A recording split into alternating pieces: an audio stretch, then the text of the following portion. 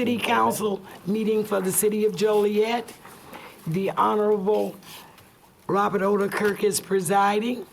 Tonight, the invocation will be given by Pastor Larry Tyler of the Second Baptist Church, 156 South Joliet Street, after which he will lead us in the pledge. So please stand and remain standing.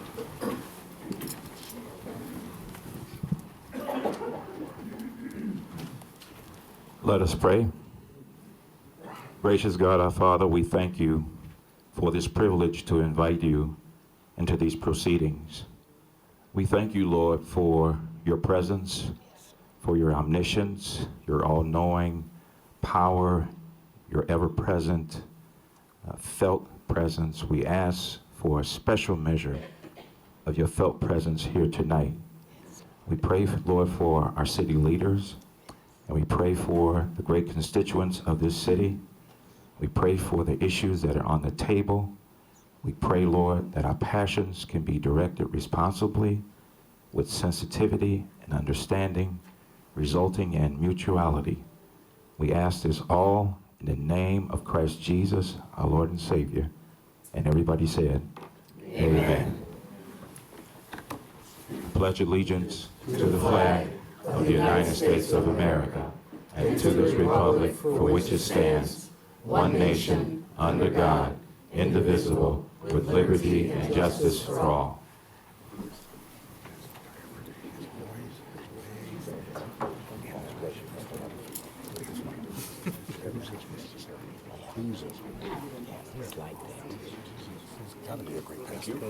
Thank you.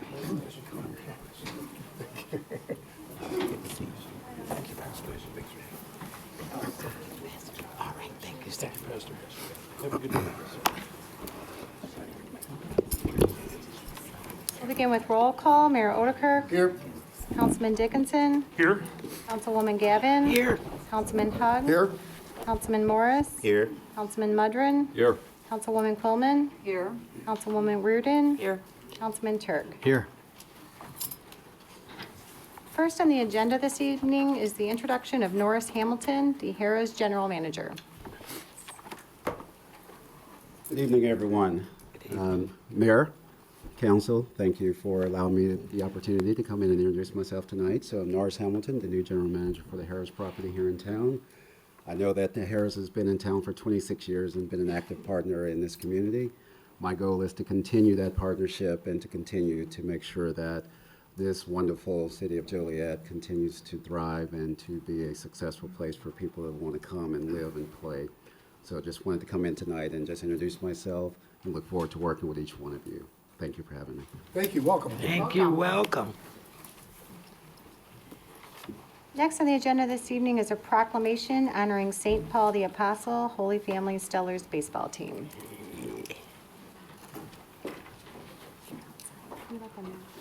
They're outside. They're outside. You want to come forward then? They're out. You want to come forward? The team? Yes, ma'am. Yeah, they're bringing them in now. They're outside. All right.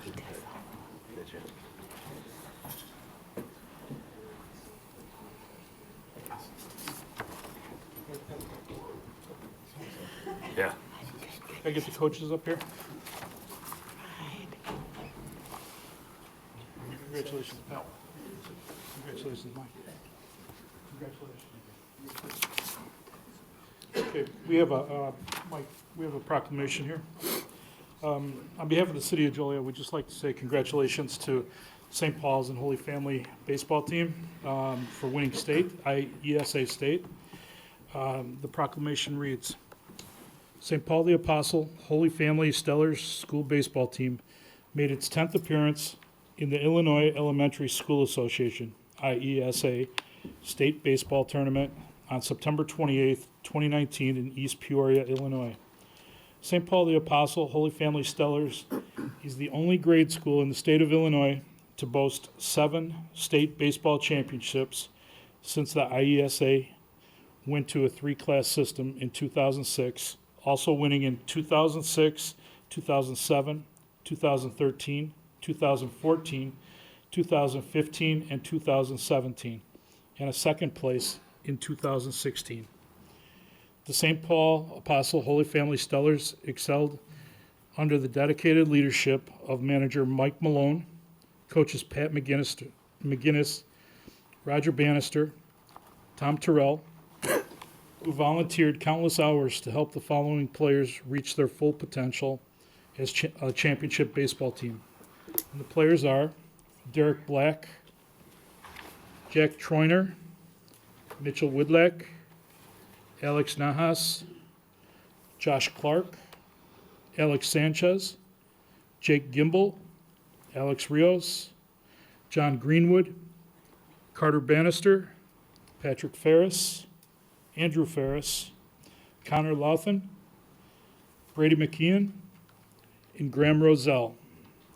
The St. Paul, the Apostle, and Holy Family Stellars completed the 2019 championship season with a 16-5 one-loss record. The St. Paul, the Apostle, Holy Family Stellars outlasted 101 participating schools through regional, sectional, and state play, ultimately defeating Gillespie Middle School 8-4 in the finals to capture the 2019 IESA Class 2A state championship. Now, therefore, I, Robert Odekirk, Mayor of the City of Joliet, on behalf of the Joliet City Council, do hereby recognize the accomplishments of the St. Paul the Apostle Holy Family Stellars baseball team for its outstanding season in capturing the 2019 IESA Class 2A state championship. The City Council and I wish each member of the baseball team the best in their future athletic, academic, and lifetime endeavors. Signed November 19th, 2019, Mayor Robert Odekirk. Congratulations.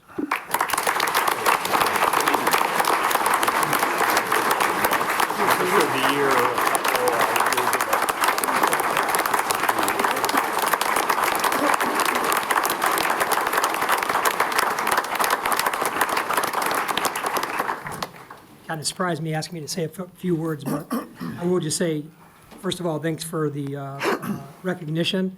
Obviously, the city of Joliet is a city of champions, so we're proud that we are able to bring this back to the city. I would like to recognize this was an unusual circumstance where we combined two schools together to do a co-op because of the declining enrollment within the schools themselves, where we only had 15 kids that were in 6th, 7th, and 8th grade to play by ourselves. We wouldn't have been able to have a baseball team, so the IESA and the IHSA does allow co-op opportunities, and we combined our schools, and we're still able to put together and bring a championship home. So I thank all the players. Obviously, I love these guys, everything they've done and given us, the coaches for all they've given us, the parents for all the support they've always provided us. But just proud of these guys and what they were able to accomplish. So thank you guys, and thank you for the recognition.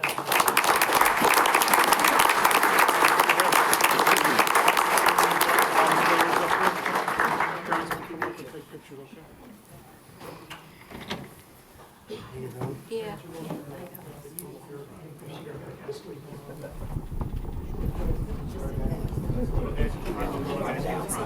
For me? Yeah. Kind of spread out. There we go.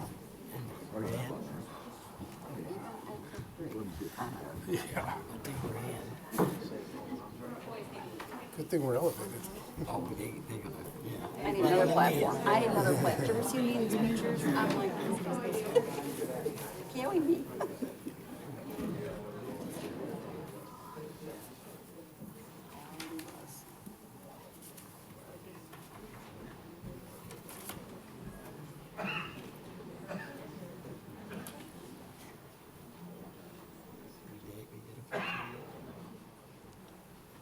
Get online.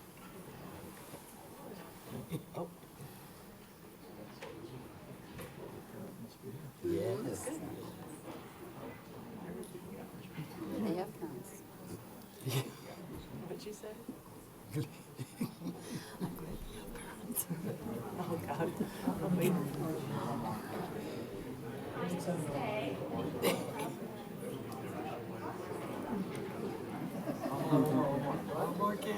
Okay, we'll take care of getting the sign up for you guys too, okay? Yep. See us on Facebook too. It's on Juliet Facebook. I'll just stay here.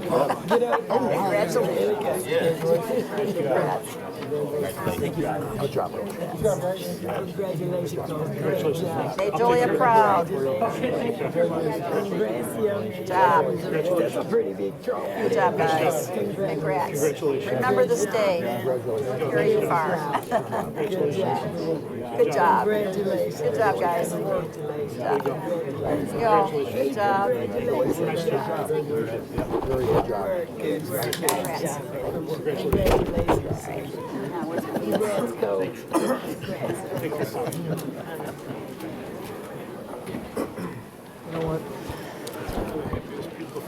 Makes it easy. Yes. All the enthusiasm and everything. Next on the agenda under mayor is appointments. The mayor tonight is recommending Valerie Devine to be appointed to the Arts Commission, replacing Micah McDade. Is there a motion to moved. appoint Valerie Devine to the Arts Commission? So moved. Second. Been motion and seconded to approve. Councilman Dickinson. Aye. Councilwoman Gavin. Aye. Councilman Hug. Aye. Councilman Morris. Aye. Councilman Mudrin. Aye. Councilwoman Coleman. Aye. Councilwoman Reardon. Aye. Councilman Turk. Aye. Motion carried. Next is the approval of the agenda. Is there a motion to approve the agenda as written? So moved. Second. Been motion and seconded. Councilwoman Gavin. Aye. Councilman Hug. Aye. Councilman Morris. Aye. Councilman Mudrin. Aye. Councilwoman Coleman. Aye. Councilwoman Reardon. Aye. Councilman Turk. Aye. Councilman Dickinson. Aye. Motion carried. Citizens to be heard on agenda items. Due to the number of people that have signed up to speak this evening, I'll be calling 3 names at a time. When you hear your name, if you could line up at the back of the room and approach the podium one at a time. Zach Gregory, Tim Rossborough, Pat Young.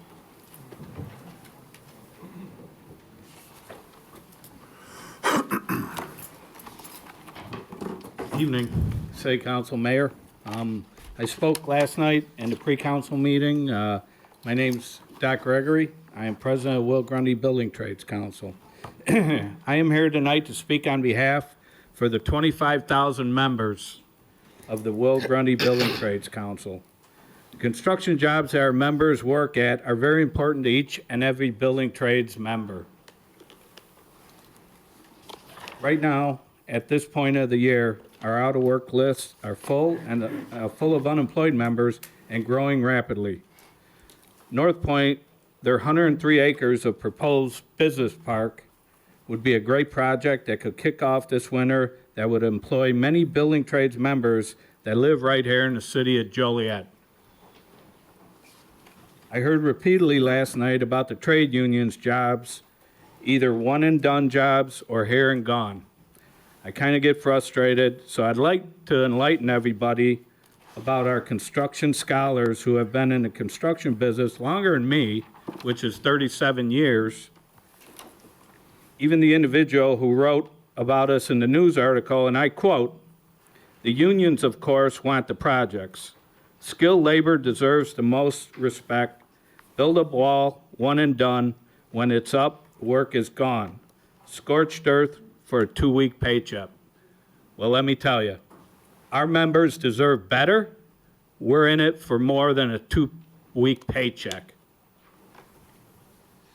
There's been an ongoing project right to the west of Joliet.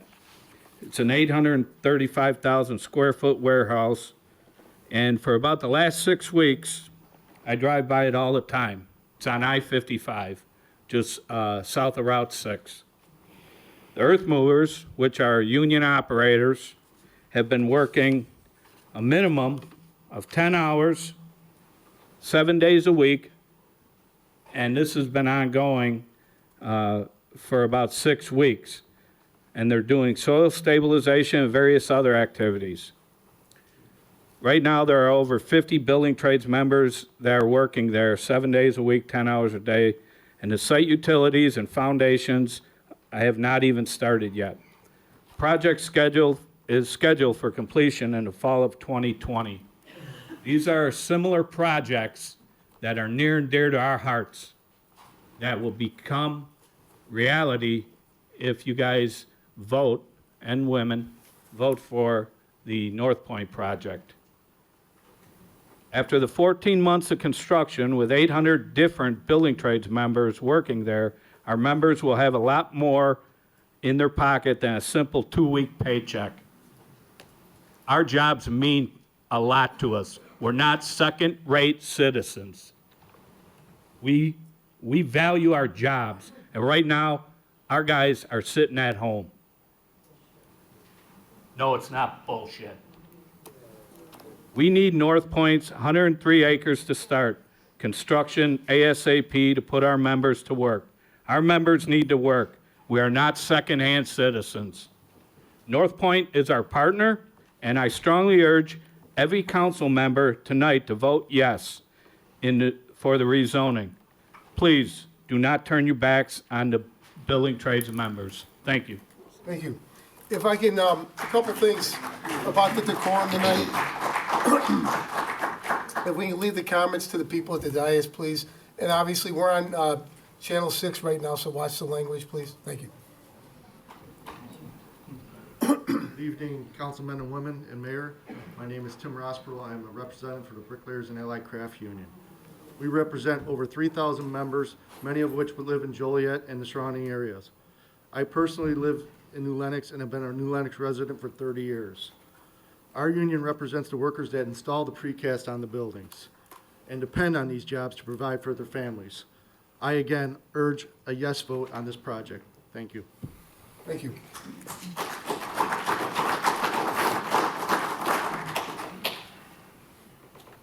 Mr. Mayor, councilmen and women, Patrick Young with the Operating Engineers Local 150. I represent 23,000 members, operating engineers through 3 states, Iowa, Illinois, and Indiana. I hope that you guys would vote yes to this project. Thank you.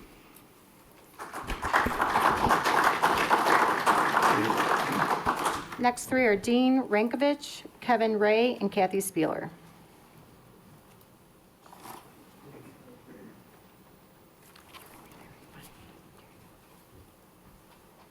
Dean told me to go ahead of him. My name is Kevin Raye. Good evening, councilmen and women, Mr. Mayor. I'm with the Iron Workers Union here in Will County. Our local union in the regional council represents about 1,500 members in the area. Along with the rest of the building trades, we're in support of the North Point project, and I ask that you vote yes to approve it tonight. Thank you. Thank you.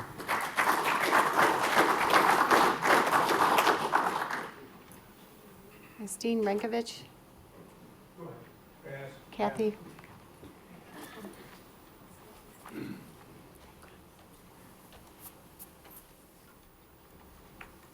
Well, good evening, everybody. I'm not here for North Point. I have a different issue to go over. And first, I want to let you know, since you're all pretty happy with my mom, she is recovering from her surgery and is at home, and she wanted to be here. She asked me to include a few of her points in mine, so I'm going to go with that. So last night at pre-council, Councilman Hug said something that really struck home. He said, "Why are certain areas protected?" Let those words sink in. Protected. Recreational marijuana, protected. We're trying to protect certain areas from this, which means we all have a little bit of maybe fear of it. So, areas being designated that need to be excluded, and why is that? Well, just said, sorry.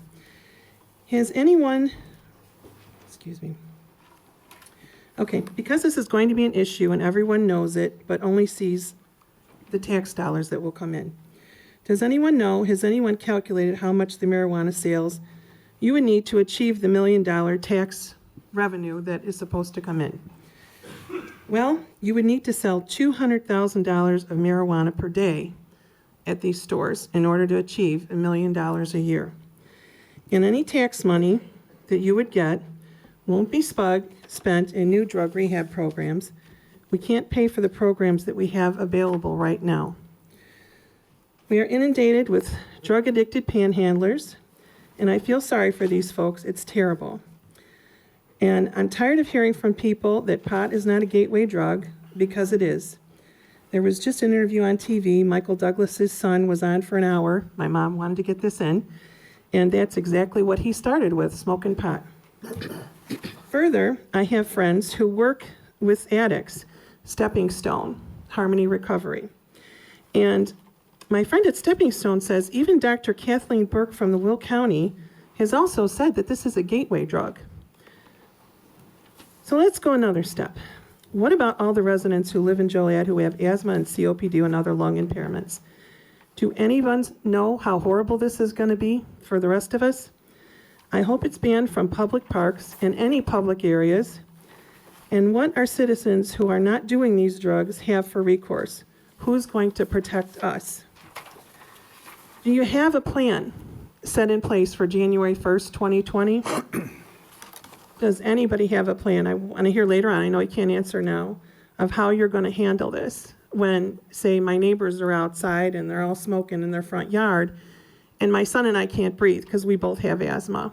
What is our recourse? Do we call the police? Will they come? Will they do anything? Just because it's legal, is it going to be okay to disrupt others in our city? Anyway, Mary Beth and I came to the Planning Commission and we gave facts of how horrible it got in the state of Colorado. Crime increased 150%. Almost all surrounding cities have opted out of this recreational marijuana. I would ask that we could join in with them, please. Thank you. Thank you. Mary Beth Gannon. Mary Beth Cannon. I think Kathy hit home on pretty much everything I want to say about the marijuana. You know, other than I'd just like to say, New Lenox doesn't want it. Many other communities don't want it. I certainly don't want it. It sets a poor example for our young people. I have seen people firsthand that I've known all my life who started with marijuana and moved on to acid and methamphetamines.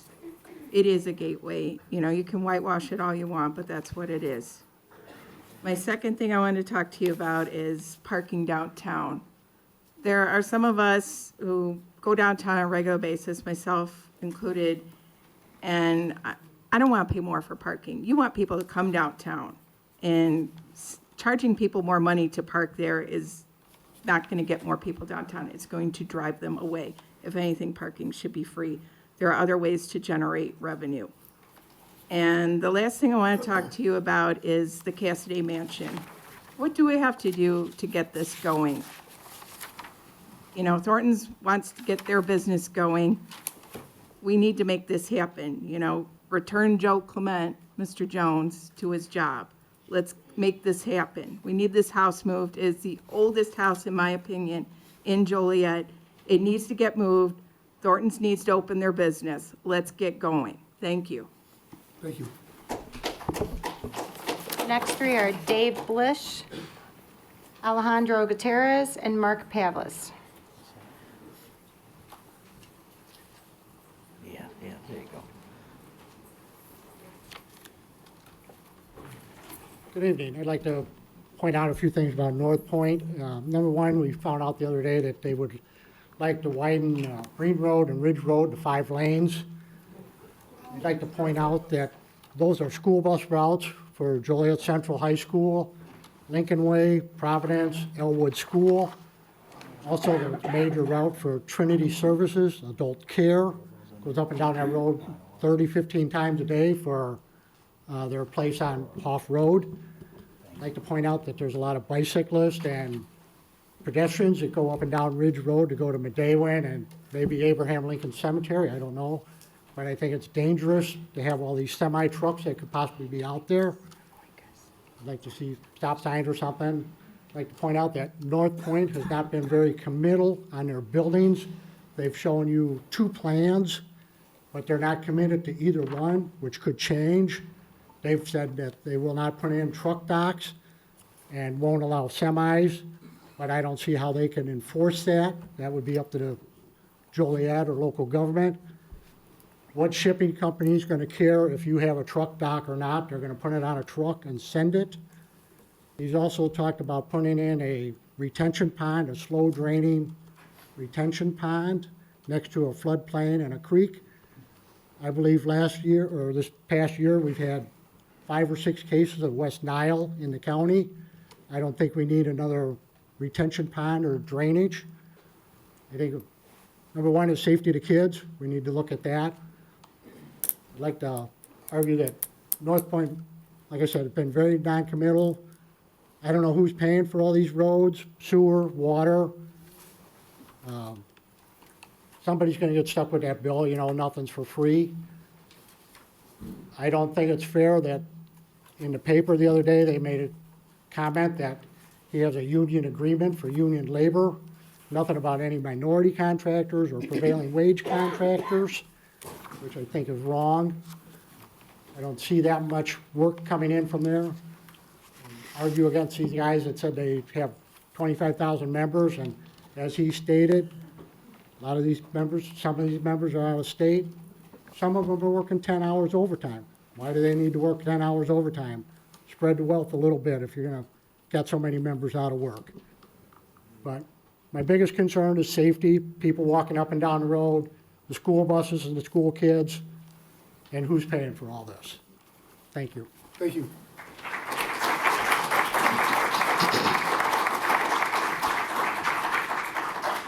Alcataraz, Sharp Road, Elwood. I want a show of hands. There's only a few of you on the city council there. Show me a show of hands by raising your hand as to how many would want that warehouse behind your houses. Show of hands, that's all it is. Because yes, if you raise them, no if you don't.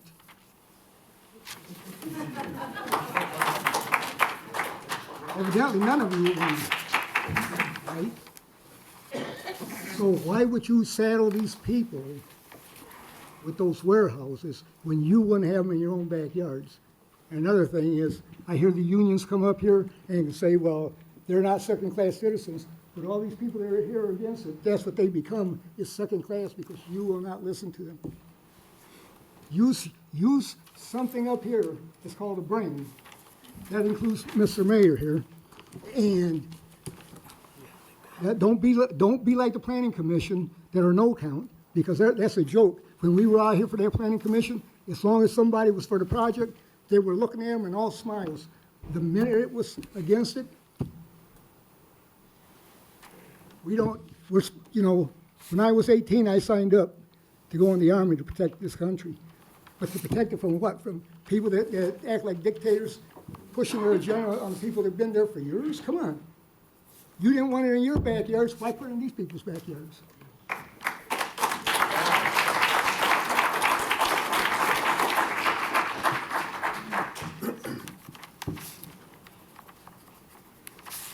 Good evening, Mr. Mayor, City Council. My name is Mark Pablos, and I represent the 1,200 hardworking men and women of Labor's Local 75 here in Joliet. Today I'm just going to keep it very short, very to the point. Behind you, you have a city seal, a city crest and emblem. It's very poignant. It says Crossroads of Mid-America. I'd like to see Joliet return to the crossroads of our nation's hardworking, skilled tradesmen and skilled family members. We work hard. Moms, single moms, my mother worked very hard as we lived at actually 2 places in Joliet, 1405 North Prairie, which is around the corner from Palmer's Forest, near St. Joe's, and then the tornado years, we lived at 917 Pearson, which is over in the Bridal Wreath Acre subdivision. A lot of traffic on these roads, new jobs. Hey, we got to have infrastructure. The infrastructure's in place with Pritzker's unprecedented $45 billion infrastructure program. This 103 acres is very, very small on the broad scale, extremely small. However, we're counting on your resounding yes vote to support those hardworking men and women, those families that need these jobs. We do need jobs. We need your support, and I urge a resounding yes vote. Thank you. Thank you.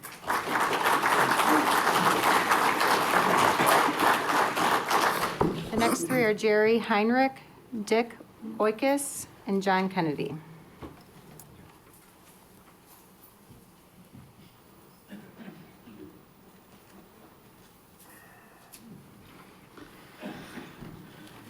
Good evening, Mr. Mayor, City Council. My name is Jerry Heinrich, and I live in nearby Wilmington. I'm president of Medewan-Toggers Prairie Alliance, a 501c3 not-for-profit organization that serves as a friend of the U.S. Forest Service, Medewan National Toggers Prairie. Whether you favor North Point's 103-acre industrial development proposal, or whether you oppose North Point's proposal, I think we can all agree that most people support good-paying jobs, economic growth, and development, and want safe, prosperous communities in which to live. I think we can also agree that most people are vehemently opposed to congested, dangerous roads and highways, and are especially opposed to industrial developments that might infringe upon their and devalue their homes and negatively impact their families' everyday lives. As elected officials, you are tasked with doing more good than harm. Please, before voting to promote and allow more spiderweb industrial development, first ensure that a comprehensive regional transportation plan is developed and implemented, a plan that would effectively take intermodal and warehouse truck traffic off our local roads and highways, and efficiently move warehouse and intermodal truck traffic directly onto I-80, I-55, I-57, and I-355. With conscientious planning, it really is possible to have good-paying jobs and economic development without negatively impacting the lives of those that live nearby in Joliet, in neighboring communities, in rural Will County, and without impacting the valued parks and green space that we have. As the old adage provides, yes, we can have our cake and eat it too. Before doing anything rash, please take time to visit the very large UPS facility located in affluent Burr Ridge, just off I-55 and 294, just north of here. Truck traffic seamlessly moves in and out of this industrial facility with minimal impact on local residents and with almost no impact on local roads and streets. Please take that into consideration while you're making this evaluation. There are things we can do. There are things that can be done for both sides to have what is needed and what is needed for the whole community of Will County. Thank you much. Good day. Thank you.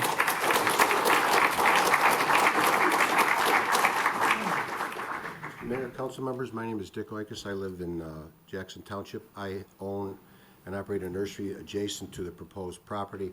I think one of the major concerns, the biggest concern I have and almost everybody that I know in the area, and this has come up in the meetings over the last couple of years in Elwood and in Manhattan, is the lack of infrastructure, the inability of our roads to handle all the truck traffic that we're going to get from this development.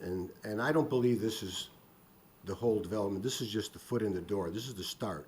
And whether that's the case or not, that's immaterial. We're talking about just this 103 acres now. I understand that, but there's been a lot that's gone on over the last 3 years that I'm sure you're all aware of, that we've had to deal with out in Elwood and Jackson Township. I just don't agree with this, the way this is going about right now. I think, like the last gentleman said, there needs to be a comprehensive plan, studies done to make sure that if this can be done, the roads are built, and at this point, where's the money going to come from for all this? I mean, they talked about TIFs in Elwood, and this is going to cost millions of dollars to upgrade these roads, as well as displace people from their homes where they're at. I've been in the area for 40 years, and there's people that have been neighbors of mine that have been there longer, and I'm all for jobs, you know, that's great, and I want to see everybody work, but I don't think this is the right way to go about it, and I don't think the area is prepared for anything of this scale to be put up. Thank you. Thank you.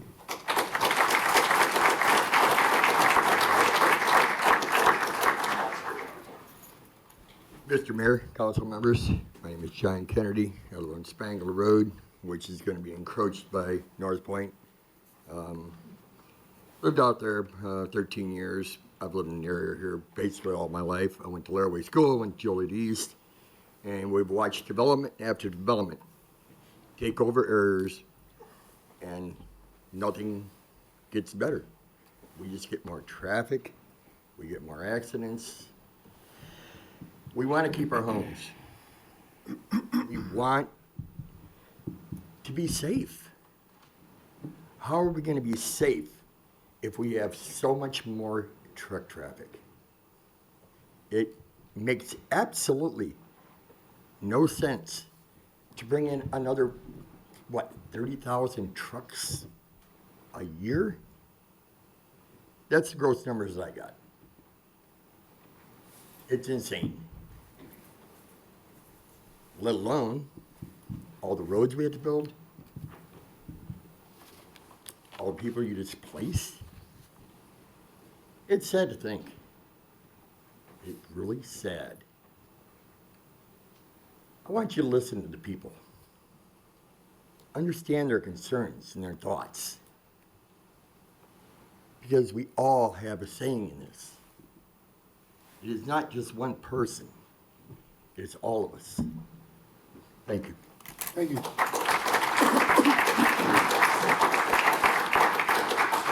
Next, we have Nick Ruettiger, Michael Patey, and Donna Rosendale.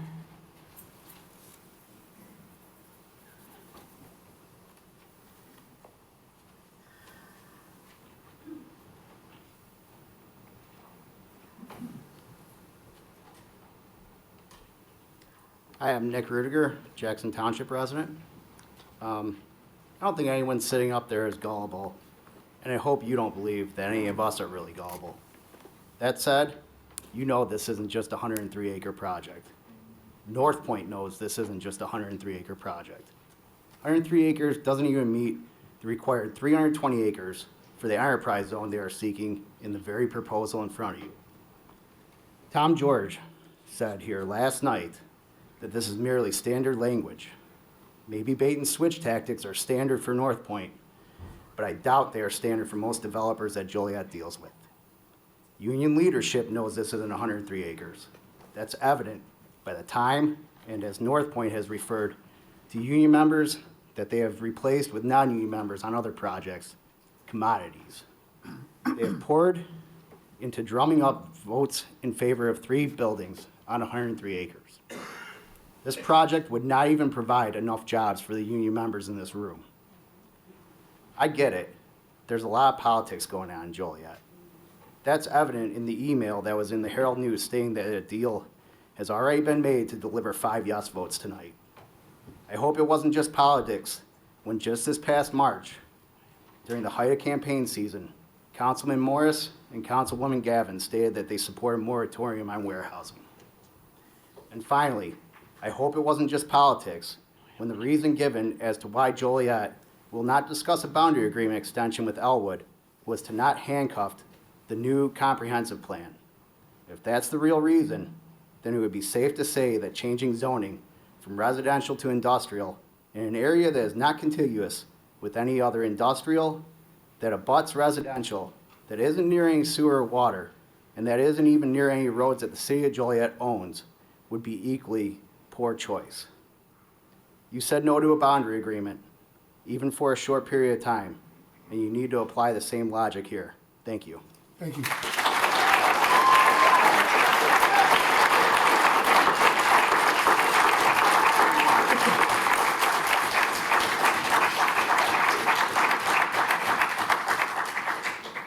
Good evening, ladies and gentlemen. My name is Donna Rosendale, and I live in Elwood, in Jackson Township. I'm going to stray away for just a moment and ask for those who are veterans to raise your hand so we can give you recognition. Thank you for your service. I'd also like to thank the first responders who are here, fire, police, Sheriff's Department. I appreciate all your service that you've done for the county and the city. I'm here regarding the North Point and the 103 acres, and would like to implore you to vote no on the expansion there. I do acknowledge there's tradesmen here, and there's quite a few of them being represented, and they would benefit from the development, and I respect all of you and understand there are jobs that are very well needed here in the area. Illinois is losing our jobs, but by the same token, we're residents. We live here. We stay here every day, and we're not going away after the job is done. And we would be severely impacted adversely by the expansion of all these warehouses. And our quality of life, and we risk death or dismemberment to ourselves and family members when we get out on the roads. 53 is a hazard. There's children who get off and on buses on 53. It's a disaster waiting to happen, not just a disaster, a catastrophic when you're talking children. And people have died on that road. And there are, if you go on the Will County Sheriff's blotter and look at the police blotter, you'll see how many of the infractions are for underinsured, uninsured, unlicensed, or suspended licensed drivers on these roads here. And that only causes more with each of these jobs being created in our neighborhoods. We ask that you please consider this, especially with January's cannabis bill coming through, and that adding more DUIs, because you know they go out to their cars and start toking or have a sip or two when they get off at 3 and 4 o'clock in the morning. I know it because I see them driving. So I ask that you please wait until the county has reassessed and reviewed the development plan. And has anyone ever considered to mandate to these builders that they have to pay for the infrastructure? Not us, they. I lived in another state. I'll tell you, I lived in Phoenix for 20 years. No housing development, nothing. No stores, nothing was developed without the developer putting in the turn lanes, putting in the roads for those people to have to go past there. And so I ask that you please postpone it and say no at this time for any more development down in the Elwood, Jackson Township, Southern Joliet area. Thank you.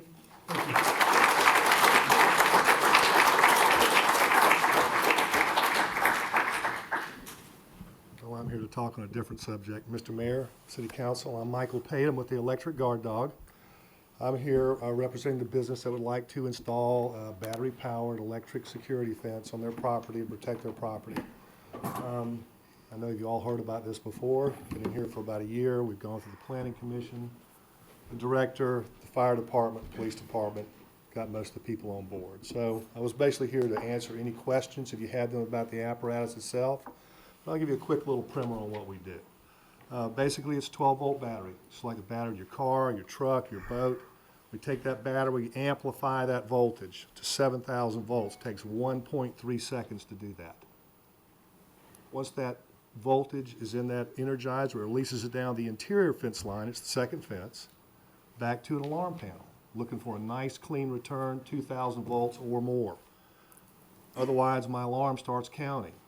Goes through a count of 5. Once I get to 6, I don't have good clean returns, I set the alarms off.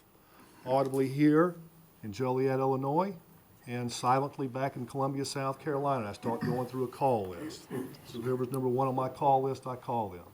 I bring up the cameras on the site, look at that particular fence line. I can measure the breaks down to about 10 feet. Tell me what you see there. Well, we had a big snowstorm, a big tree fell over the fence, knocked it out.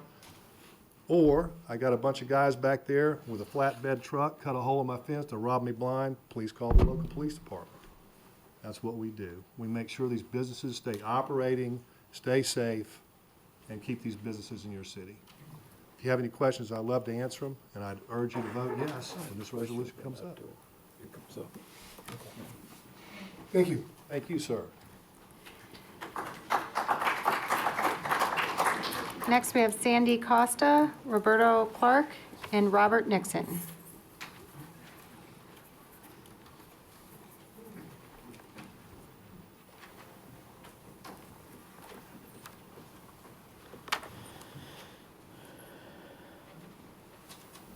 Hello, my name is Sandi Kosta. I'm a resident of Joliet and a member of the Universalist Unitarian Church of Joliet.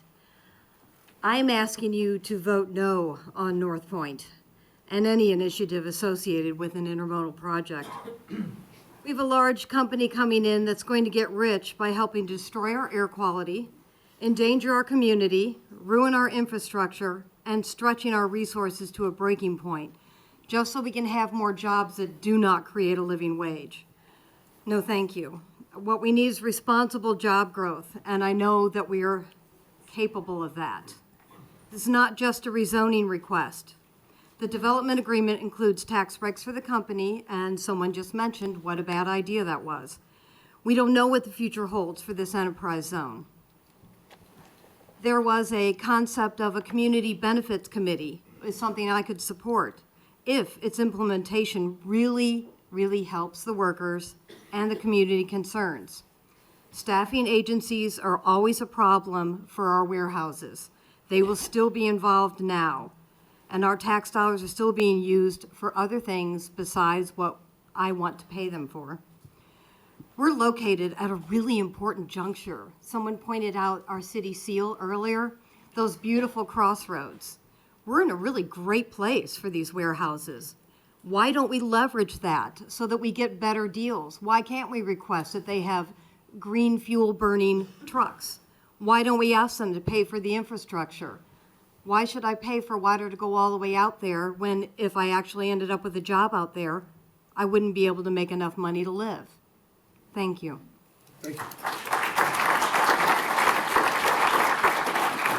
Roberto Pack, Warehouse Workers for Justice, members of the Joliet City Council. After having had the chance to review the developer agreement between the City of Joliet and North Point, Warehouse Workers for Justice will reiterate our opposition to rezoning of 103 acres of land for light manufacturing and warehousing. We support the commitment by North Point of agreeing to a project labor agreement, and while we believe it doesn't go far enough, a community benefits committee, efforts to hire and contract locally, and partnering with JJC on job training represents a step in the right direction. With Joliet's proximity to Class 1 rail lines, highways, rivers, and workforce, there's a reason why developers like North Point want to move into the community. Warehousing and logistics has to be here, and communities and companies like BNSF, Union Pacific, Home Depot, Amazon, IKEA, Walmart, and the list goes on, make enormous profits, at least partially because of the local infrastructure and workforce here. We believe local officials have more leverage than they think, and that they should hold out for more. This includes no abatements for sewage and other utilities, and no tax breaks from enterprise zones. Recently, it was announced that Amazon would be building its 6th location in the county without public support. We believe that local municipalities and taxpayers have given enough, as our local infrastructure has become distressed. Municipalities like Elwood are in debt, and Joliet's District 86 teachers are without a contract. One of the promises made by developments is adding to the tax base, taking care of the infrastructure, and helping to pay for things like schools. These promises have fallen short, which is why this project is so controversial and people are feeling aggrieved. It's time to end public support for developers who bring in warehouses that turn around and bring in staffing agencies as their main source of employing workers. That needs to end. We need to protect, we need protections on the back ends of these projects, not just the front end of these projects through project labor agreements, although we do support those. We support union labor, but we also support community members who are rightfully upset by the situation. We also want to see the borderline agreement issue with Elwood settled.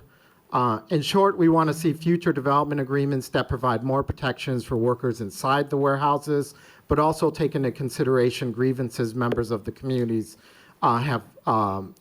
This includes issues of traffic, pollution, fair taxation, and overall quality of our community. I know there's a will on this city council to work to make these projects better. There's no need to rush this process, and I hope that we can get to the point where we have good faith dialogue on these problems between both opponents and proponents. Thank you. Thank you.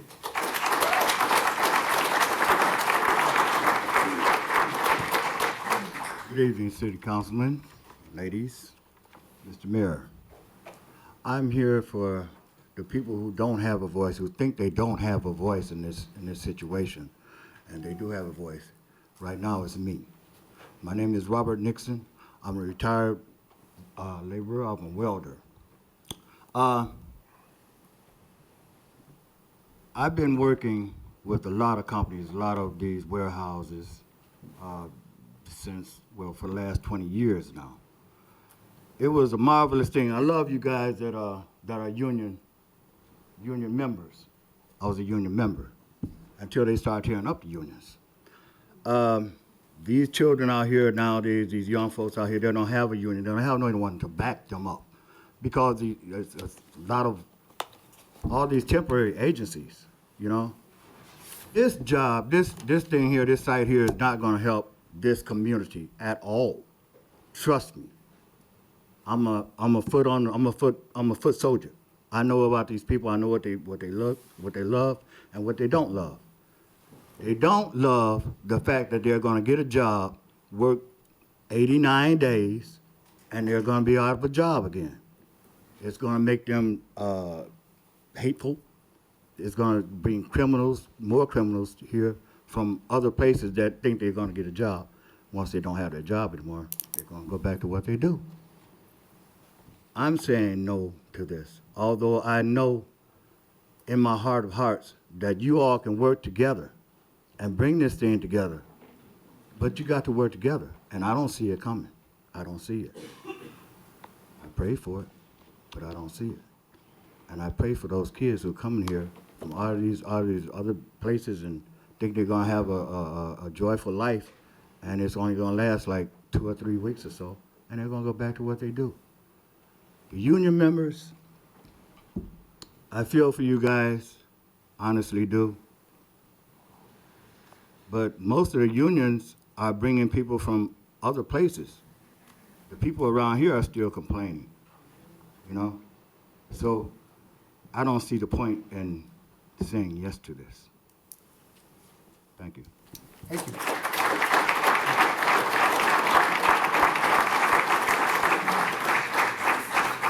Josh Wegger, Christina Samet, and Nicolas Berg.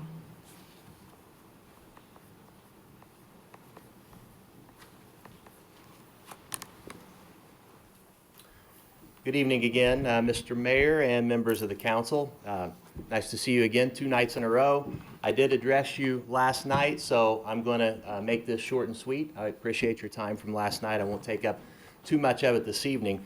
Again, my name is Josh Wegger. I'm with the Indiana, Illinois, Iowa Foundation for Fair Contracting, and we're a nonprofit foundation who, for the last 20 years, has been dedicated to all matters of ways that we can better the construction industry.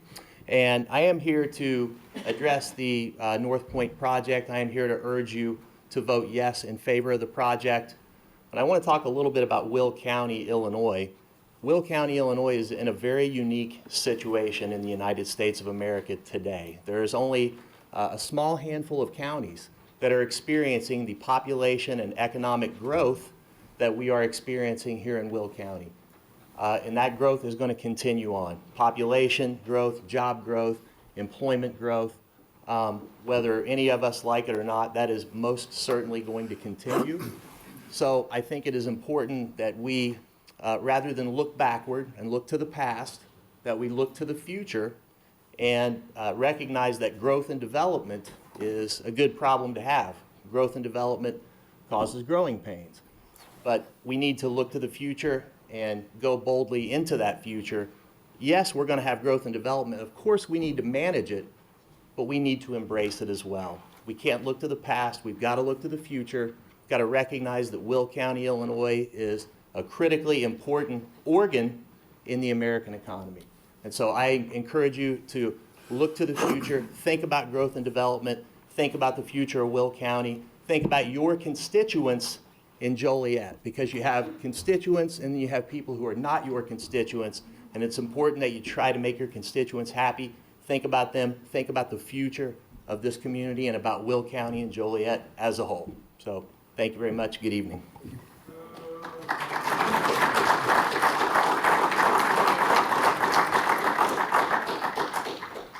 Christina Samet, I'm a resident of Jackson Township. I just make 3 quick comments here. Don't want to repeat myself. I spoke at the Planning and Zoning Committee.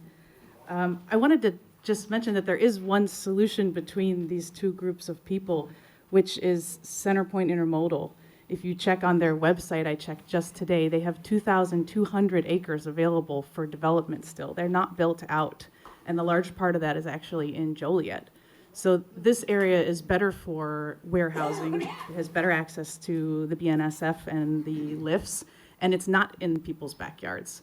And so I think it's a good solution to encourage development of the warehouses there and not add more warehousing, especially, I don't know if you saw my comments in the Planning and Zoning Committee, but Colliers has already said that the vacancy rate of warehouses in our region, in this corridor of Joliet, is increasing. So we have more warehouses than we have clients. And North Point last night in their presentation admitted they don't have any clients that are contingent on, that are already committed to using these warehouses. And so I think that's an important point to keep in mind. The other thing I wanted to mention is this straight truck issue, the 12-ton limit on the roads around the proposed 103 acres. It's sort of interesting. My husband and I were just in Germany recently, where straight trucks have become kind of a problem because people are using that as a way to get around getting a CDL.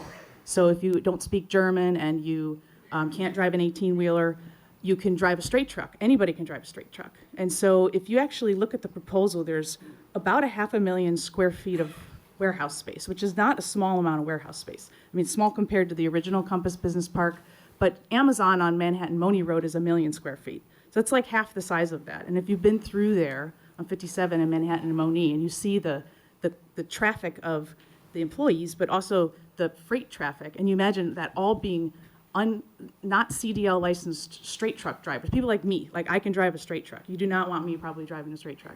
I flipped my truck over last year, my pickup truck. So yeah, so you basically don't have professionals at that point. It's almost better to have these 18-wheeler heavy freight trucks because people are professionals, they belong to unions, they have CDLs, and the large majority of them are really good drivers. And so this actually, to me, sounds to have 500,000 square feet of warehouse space, all with straight trucks going in and out, or pickup trucks, which is actually in the proposal, to me sounds really risky, and I think it's not an advantage whatsoever. And then my final comment is, if you noticed last night, North Point, they did a presentation, and the first person to present was their lawyer. And actually, I've been at a lot of these hearings and school boards and so forth, and they always bring their lawyers. They are well represented. They are a very large company that has really good resources and really good litigation. And so if you look at what they're doing in Elwood right now, they're in a lawsuit with Elwood over a 2007 annexation agreement about some property they own that was previously owned by CenterPoint, where they're trying to claim that Elwood is obligated to assist them in building a $55 million bridge. And that sounds absurd, right? It sounds like who would ever even think to do that? But when you know you have a village attorney who's 5 years past retirement, and they have a $1 billion company who has a pack of lawyers that basically think, well, it's probably worth a try to go to the courts.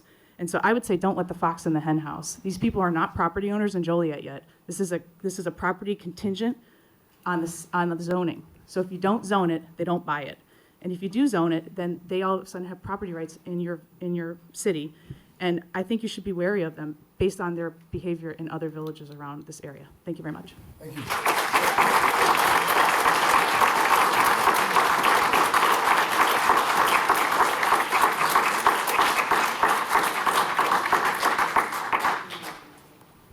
Hello, my name is Nicolas Berg. I'm with the Poor People's Campaign, a national call for moral revival, and I'm happy to be standing here in solidarity with Warehouse Workers for Justice.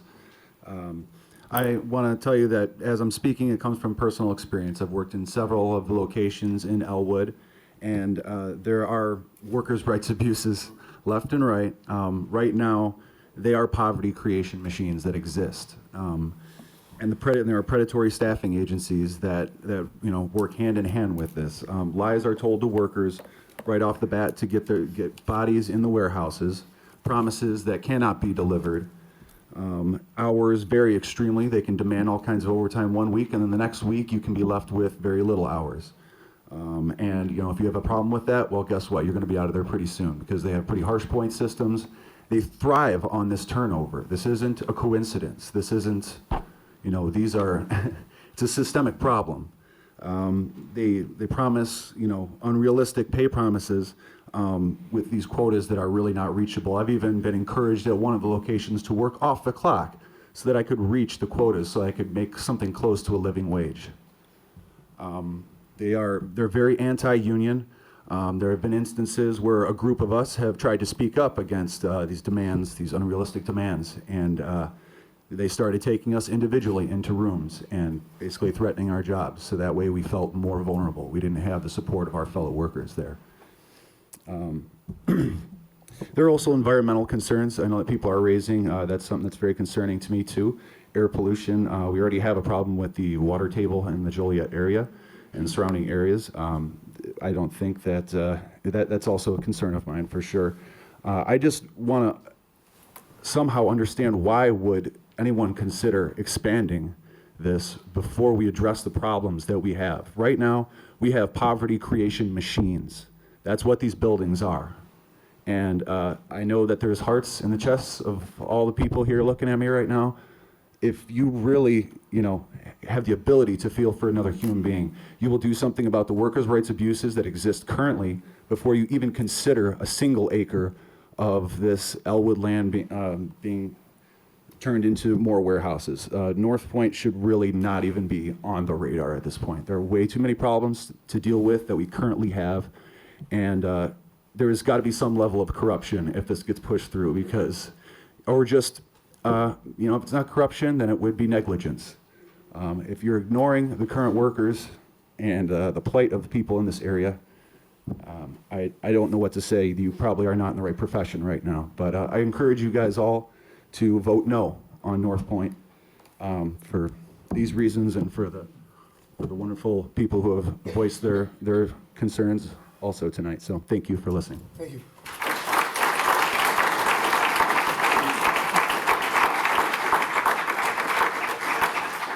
Rachel Ventura, James Walsh, and David D. Desiderio.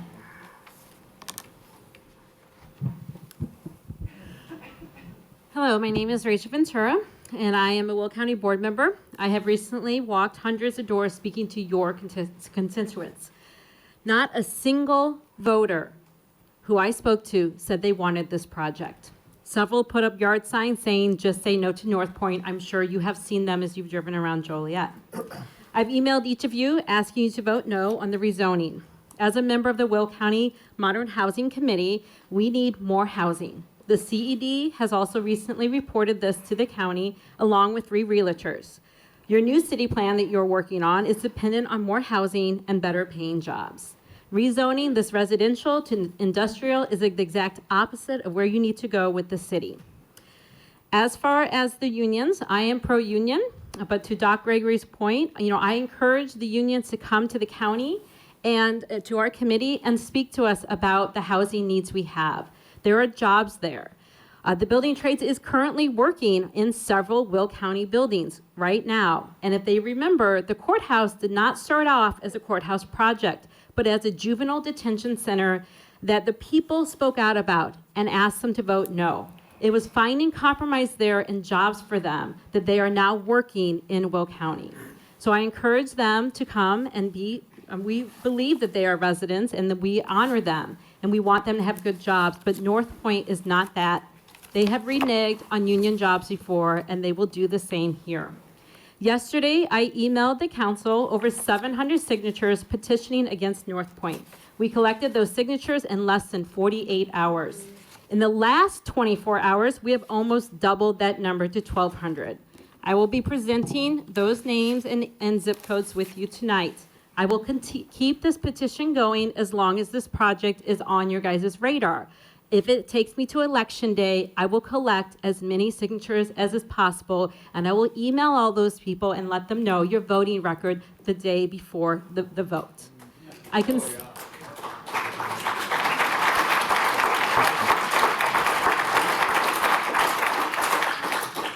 I will continue to be a voice of the people against projects that pollute our area, burden our taxpayers, prey on the people with cheap labor, and pave over our farmland. The question tonight is, will you represent the people, or will you continue to represent special interest? Thank you. Thank you.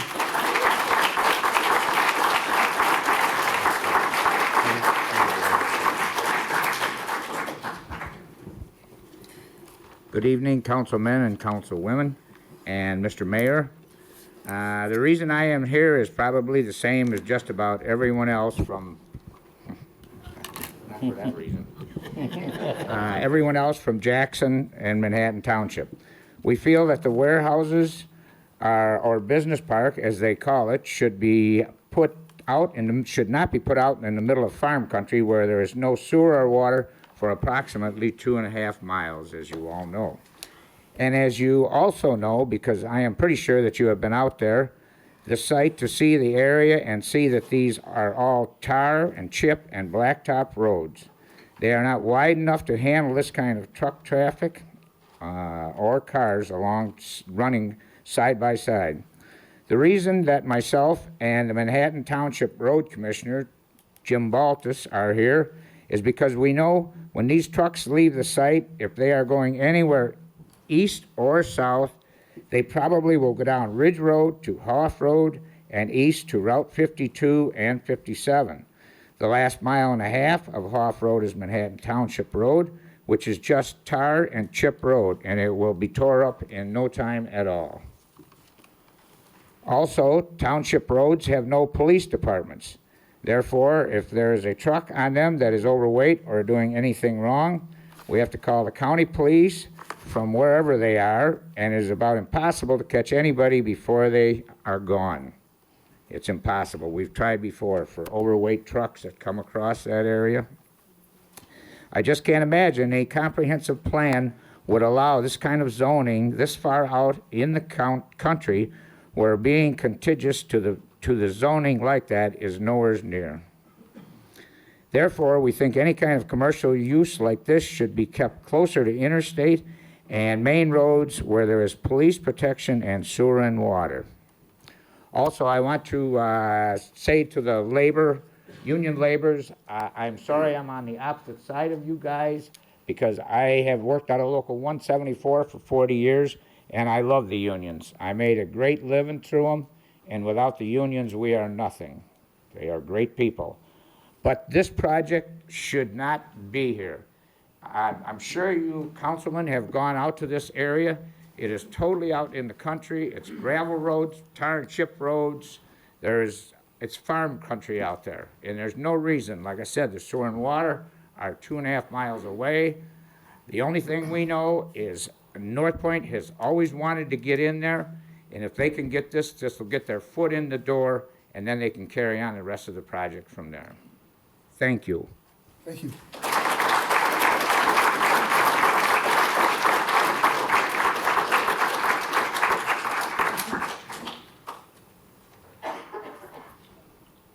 Good evening.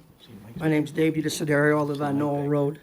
My question or my concerns is there's a lot of land they could build somewhere else, like the 2,200 acres of Center Point. There's a lot of acreage around the NASCAR track they could use. And the other thing you have to ask yourself is North Point coming here just because of the commercial industrial abatements on taxes where they're going to get a break, and then once that is over with, whether it's a 10-year or 25-year program, are they going to pack up and leave? So I don't see it being a long-term thing. And if you listen to the warehouse workers, it's not a good thing. Thank you for your time. Thank you.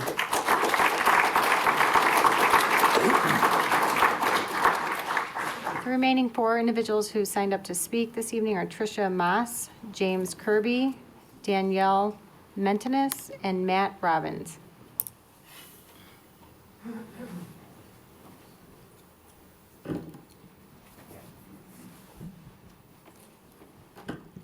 My name is Tricia Moss from Jackson Township. I'm here as a resident.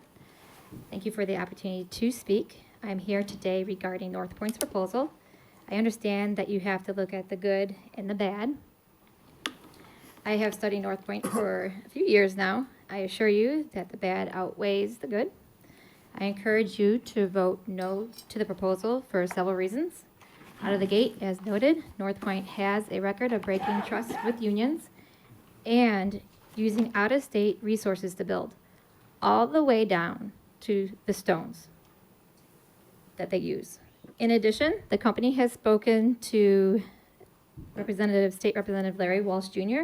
regarding union contract work. North Point representative told Representative Walsh that North Point would not make such union contracts. Furthermore, I spoke with Superintendent of Edgerton Gardner School District and of Kansas. That's where North Point has a 2,000+ acre industrial park. She stated North Point is responsible for Gardner's and surrounding towns' crumbling infrastructure. The superintendent wished me and any other town good luck in not getting any development built by North Point. Any development. The superintendent wished me and any other town good luck in not getting any development built by North Point. She wished that no other community had to deal with North Point developer. Lastly, she mentioned that North Point changed the feel of the area and not in a positive way. Also, ever since North Point developed in Edgerton, Kansas, there has been flooding issues in field and residential area that wasn't there before. Also, ever since, I have North Point is not taking responsibility for any of the hardship, distress, which is caused by their industrial park. Another thing, when questions are asked and concerns are addressed in general from North Point, since they are a billion-dollar company, they respond with wonderful, feel-good solutions, which never will be applied, no matter the talk of promises. Sure, they can plant all the trees, but we live in Illinois. If you plant trees with leaves, how many actual months do those types of trees have leaves? 4 to 5 months? But wait, what if they planted evergreens? So they don't lose leaves. However, their branches can be cut. For example, in Center Point, there is a warehouse that trimmed their branches taller than me. You can see everything that's going on in there. It's a total eyesore. So be careful in reading the contract versus what they say. Furthermore, locally here in Will County, Illinois, there are several taxing bodies against North Point, which you know. There is a reason for that. Another buzz around here is that many Elwood residents have spoken to me about wanting to change high schools due to safety concerns, especially if this item gets approved. Lastly, this item shouldn't get approved because, as you know, our current infrastructure cannot handle any more traffic. To say you just need to look at this like 103 acres is absurd, disrespectful, and irresponsible. For planning developments, we all know that you have to look at the big picture. It truly would be a disservice to accept this proposal, not only for Joliet residents, but for the surrounding communities as well. I'd also like to bring up the fact that there is a severe lack of workers in the construction industry. This is from an article that I got from August 27, 2019 from Fox Business titled... You're at the 4-minute mark. You wrap it up, please. Yes. Thank you. As construction worker shortage worsens, industry asks government for help, by Brittany DeLay. 80% of construction firms say that they are having a hard time filling hourly and craft positions. Workforce shortages remain one of the single most significant threats to the construction industry. Shortages were reported at nearly equal rates in regions across the U.S. Thank you. Thank you.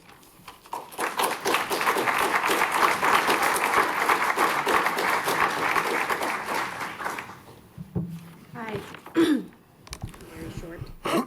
My name's Danielle Montanis. I've been here a couple times. Again, I'm asking no. Clearly, this has plans for more than just the 103 acres. It's in the paperwork.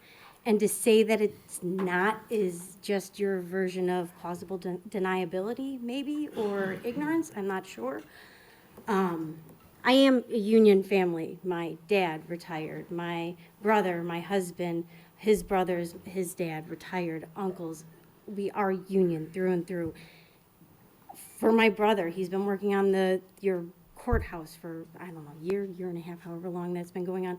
They had to beg him to come off of the job for a week or two to finish another job because they don't have people, because everybody's working. My husband does hiring for his company, and they don't have workers that can work because everybody is on a job. They do industrial work. It's all industrial work. That when they had a job that had a lot of overtime and a per diem, they couldn't pull any local people from here or from where the job was because they just are all busy.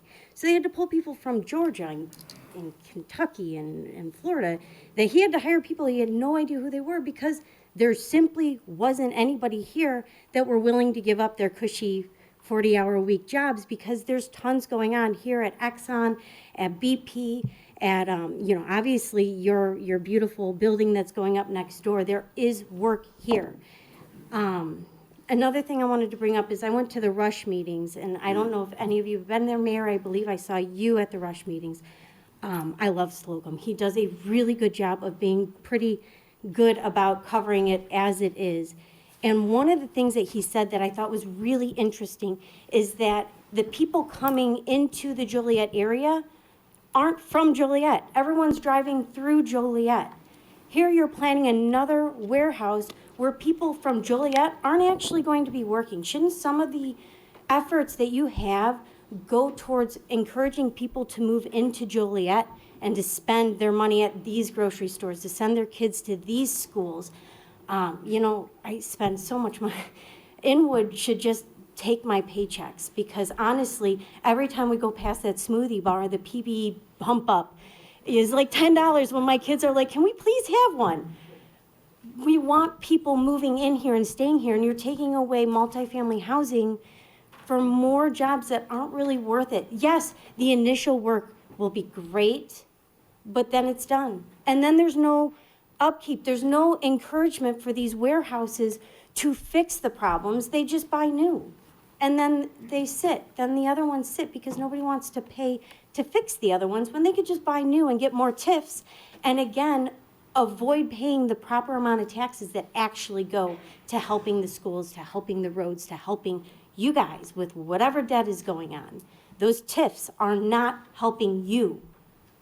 That's all I have to say. So thank you very much.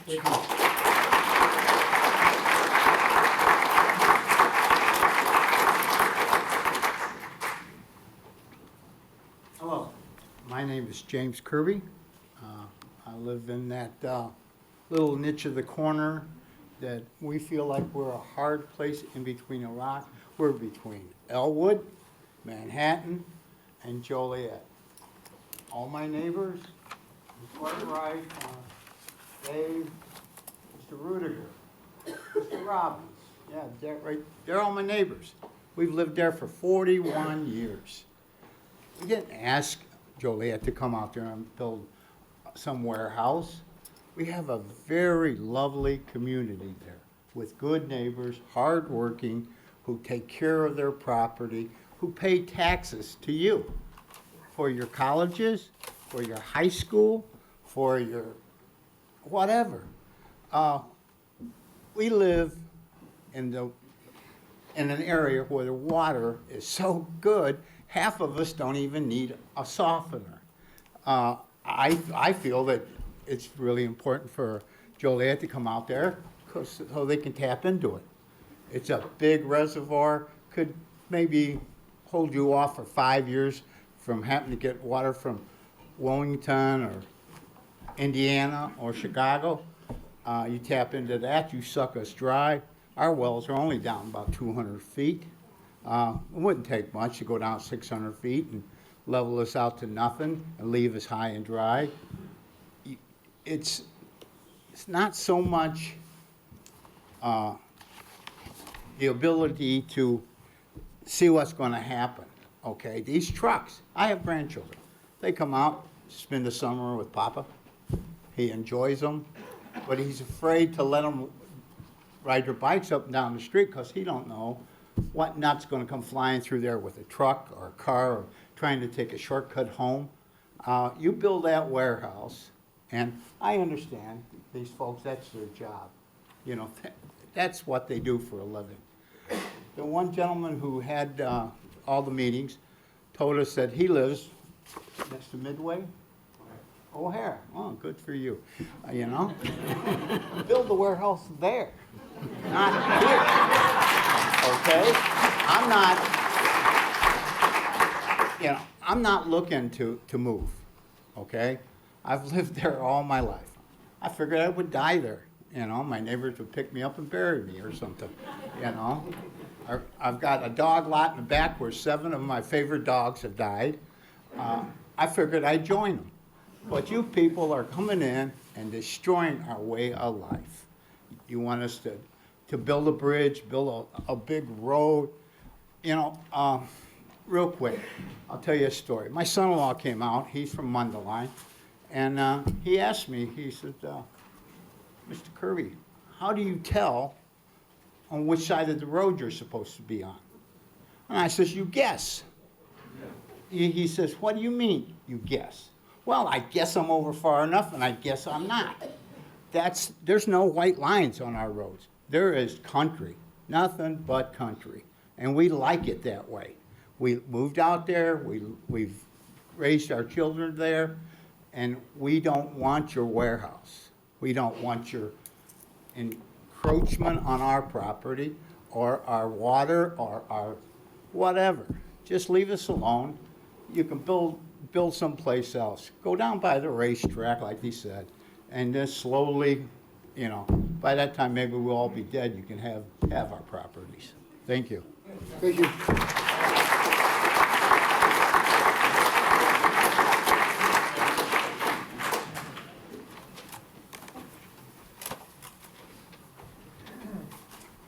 Good evening. My name is Matt Robbins. Live in Jackson Township, and I'm a Jackson Township trustee. I've heard that North Point, their big selling point is on to work with the community. Then why did it just within the last week it took them to reach out to Jackson Township about this project? How would you feel if you read in the paper that they're going to make 4-lane roads on Joliet roads and not even talk to you? I don't think you'd feel very happy, and neither are we. Every time in or out of these facilities, they have to use a Jackson Township road right now. There's no ifs, ands, or buts about it. I don't understand how they're saying they're gonna build a 4-lane road and they don't own the road. It's a Jackson Township road. Any way around this, they have to cross a Jackson Township road and a Jackson Township bridge. So that means if they're crossing a bridge, they have to get with the Army Corps of Engineers in order to design that bridge. Have they already done that? I don't understand how you're even entertaining this until they've done their homework. If people don't sell, what happens? They're saying they're gonna come in and buy property. There's a subdivision on Ridge Road. There's 30 homes on Ridge Road they'd have to buy up or buy parts of their property, and the driveway would be within a few feet of their front door. There's 2 options for water out there, a water tower and septic, or go through people's yards with city sewer and water. Do you think it's right to just go through someone's yard? Or are they gonna offer them a buyout? And what if that person doesn't wanna buy it? Is that gone?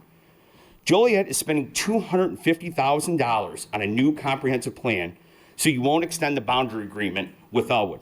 Then how are you even entertaining this plan until you've got a new comprehensive plan? Let Centerpoint build out. That's what it was designed for. Put yourselves in our shoes. Would you want this to be at the back of your homes? And please be a good neighbor. Thank you.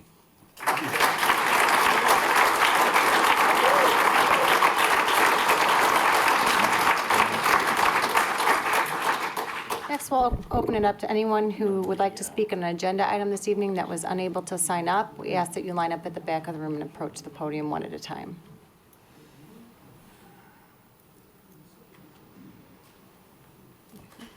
Come forward if you're going to speak.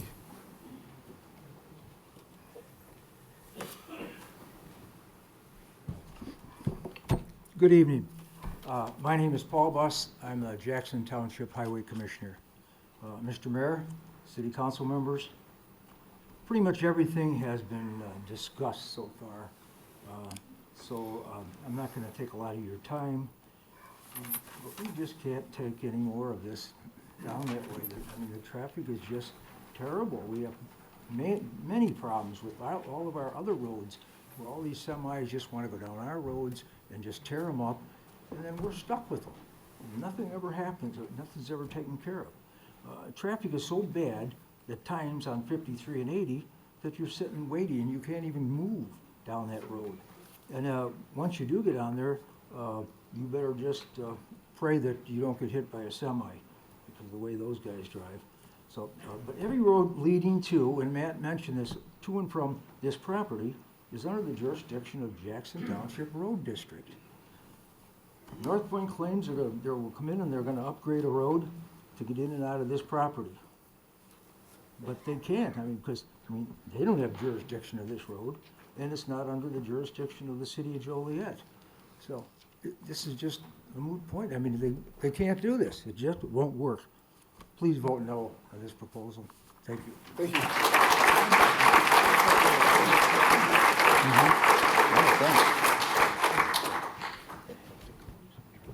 Mayor, council members, I apologize for taking up any more of your time. I'm not speaking on North Point, so you guys can take a deep breath. I'm speaking on the cannabis allowing recreational sales within the city. I've come before this board and the Plan Commission, and I've expressed my support. Mainly, many people have focused on the revenue that will be generated for the city, and having spoken with some people who are looking to having a recreational dispensary or a grow operation, I just wanted to bring to attention some of their concerns. With the setbacks and special zones the staff has created, while I think a lot of us understand it, we also understand that there is not as much available property to have cannabis dispensaries as you would expect. Last night it was mentioned a hard cap. My view of it is, and maybe I'm a little bit wrong, is at any point in time, you guys have a hard cap because every cannabis dispensary needs a special use permit. So you guys have broad consent on whether or not you want to approve it. So if you don't want to approve it because it's too close to a neighborhood, if you think there's enough dispensaries within the city already, then you guys have broad consent to vote no on the dispensary. So my view is if a hard cap would be, the thing a hard cap would do would be discourage business opportunity within the city. Also, a hard cap might also create a monopolistic market. Those connected and who have been in the medical marijuana industry are the first ones to receive permits. And I think that's great. But I also think that what can happen is they could come in, get their foot in the market, and then when people start imposing harder caps, or like we see villages around us declining recreational sales, what will happen is it'll be a monopolized market of the powerful large corporations that are operating in multi-states. And I don't think that that's good for residents in any industry at all. And I think that imposing a hard cap would be a bad thing for the city. And I support the staff's recommendation on the allowing cannabis sales in dispensaries and allowing grow operations in industrial zoning. Thank you. Thank you. Is there anyone else that would like to speak on an agenda item? Yeah. Seeing none, we'll move on to council committee reports. First is the Economic Development Committee report. Excuse me. Give me one moment here, folks.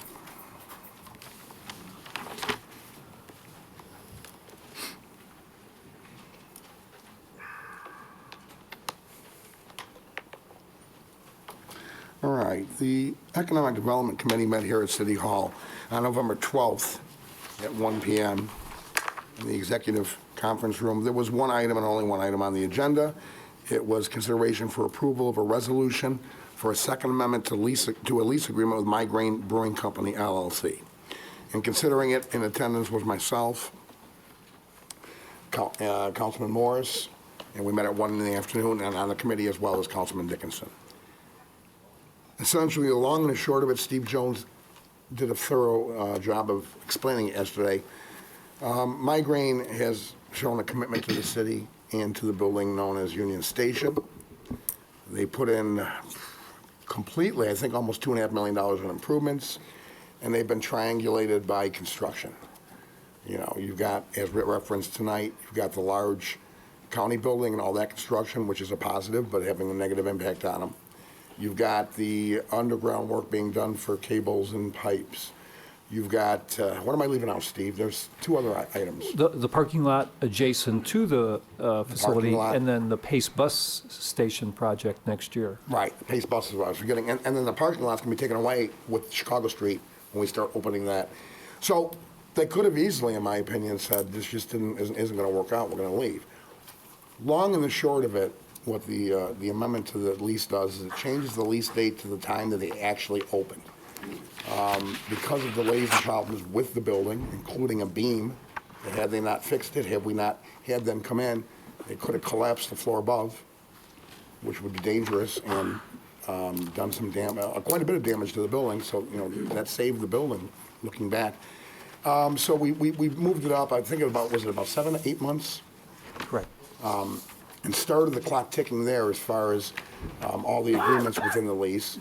And then we also changed some of the structuring in the contract so that the increase in taxes won't be completely front-loaded during this very difficult time. It'll be spread out over a 10-year period more equally, essentially getting virtually the same amount of money. That's the long and the short of it. In other words, just giving them a little help to keep them in the game, and their commitment is sincere to the downtown, and I think they will thrive once we get all this construction done. Just a little help over that bump. We didn't have people lining up to put this kind of a product in our building. They did. They came forward and put $2.5 million in. Those that have been to Migraine know that it's got great product, great service, and it is truly, truly an advantage to the downtown. So the council, you know, the committee discussed it, and it was unanimous to send forward our recommendation that the full council approve these relatively minor changes to get them over the bump. And that was pretty much everything on the agenda, Mayor. That's my report. Thank you. Finance Committee report. Mayor, the Finance Committee met at 5:30 this evening in the Executive Conference Room to review the following items. The committee is comprised of Councilwoman Mudrin. Don't be sorry. Councilman Mudrin and myself. We reviewed the group health, dental, and life insurance programs for the city employees, and I asked Kathy Franson if she could just give a brief overview on where that sits this time. Sure. So the city's health benefit package is due for renewal for the January 1, 2020 through December 31, 2020 plan year. This is the city's 24th renewal of the preferred provider option, the PPO plan, administered by Blue Cross Blue Shield of Illinois. There are no benefit changes to the city's health plans for the 2020 plan year. During 2019, the overall enrollment increased by 2.6%. The overall paid expense per member per month decreased by 5.5%. The service category that impacted the paid PMPM, its per member per month trend the most, was inpatient facility. That decreased by almost 20%. It was 19.7%. Additionally, the city of Joliet was 0.7% lower than the benchmark. This, along with another anticipated favorable prescription rebate year for 2020, has provided the city of Joliet a 6.3% reduced renewal for the 2020 plan year and a very small increased renewal for dental, 0.3%, representing a total annual estimated savings of approximately $1.1 million. Okay, thank you. The next thing on the agenda was the ordinance for approving an increase in parking rates for the parking fund. The committee reviewed it. The parking decks monthly passes will go from $40 to $60. Hourly will go from 50 cents to $1. The Riverwall parking lot, the monthly passes will go from $15 to $20. Zone A, which is around the Chicago Street, Rialto lot area, the hourly rate will go from $1 to $1.50. Zone B, which is outside of that area, will go from 50 cents to 75 cents. The commuter parking lot will go daily from $1 to $1.50, and Mayor Schultz parking lot, which is adjacent to the new transportation center, will go from $4 to $5. This won't affect like the Rialto lot, which is across the street from the Rialto. Any evening events will be free parking. The next thing on the agenda was was the review of the January 1st, 2019 actuarial evaluations for the Joliet Police and Fire pension funds. We met with the actuarialist, and the current year recommendation for contributions is $14,330 for fire and $18,200 for police, for a combined total of $32,530,000. We are at over 50-some percent funded, and our goal is to be close to 100% by 2040. We review. I have a question. Yeah.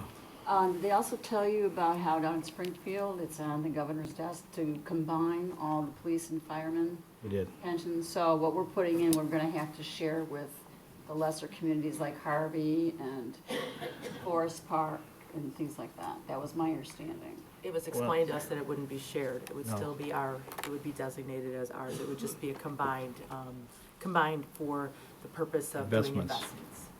But we would still have our own account in that. It's still ours, Mhm. as long as our police and fire. Exactly. Okay, thanks. Thanks, Sherry. Let's see, reviewed the Riverwalk Homes LLC financial statements which are still, let me see if I have it here. Do we have it? Is it on here? The figure for the year so far is a profit of, what was it, 10 million?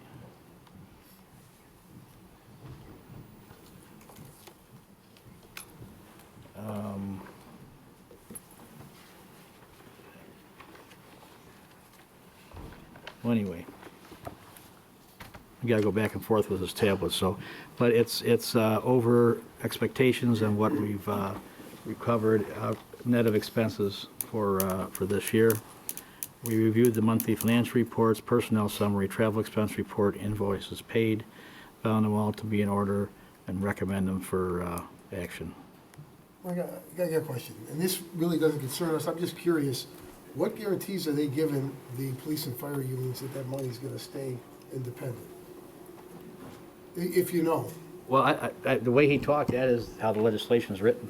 today, I just would be curious, once it's all commingled, if this is a pretext for something else. I don't know. And he discussed that, and they are watching that closely Yeah. because everybody And has that I'm sure concern. that's something, if it does come to a point, we have to talk to our legislators about. Right. Well, it's more the union's problem than ours. I'm just curious. Yeah, right. Next That's is report. Land Use and Legislative Committee report. Yes, Land Use and Legislative Committee, we met yesterday, November the 18th, which happened to have been my birthday, so I'm still accepting gifts today.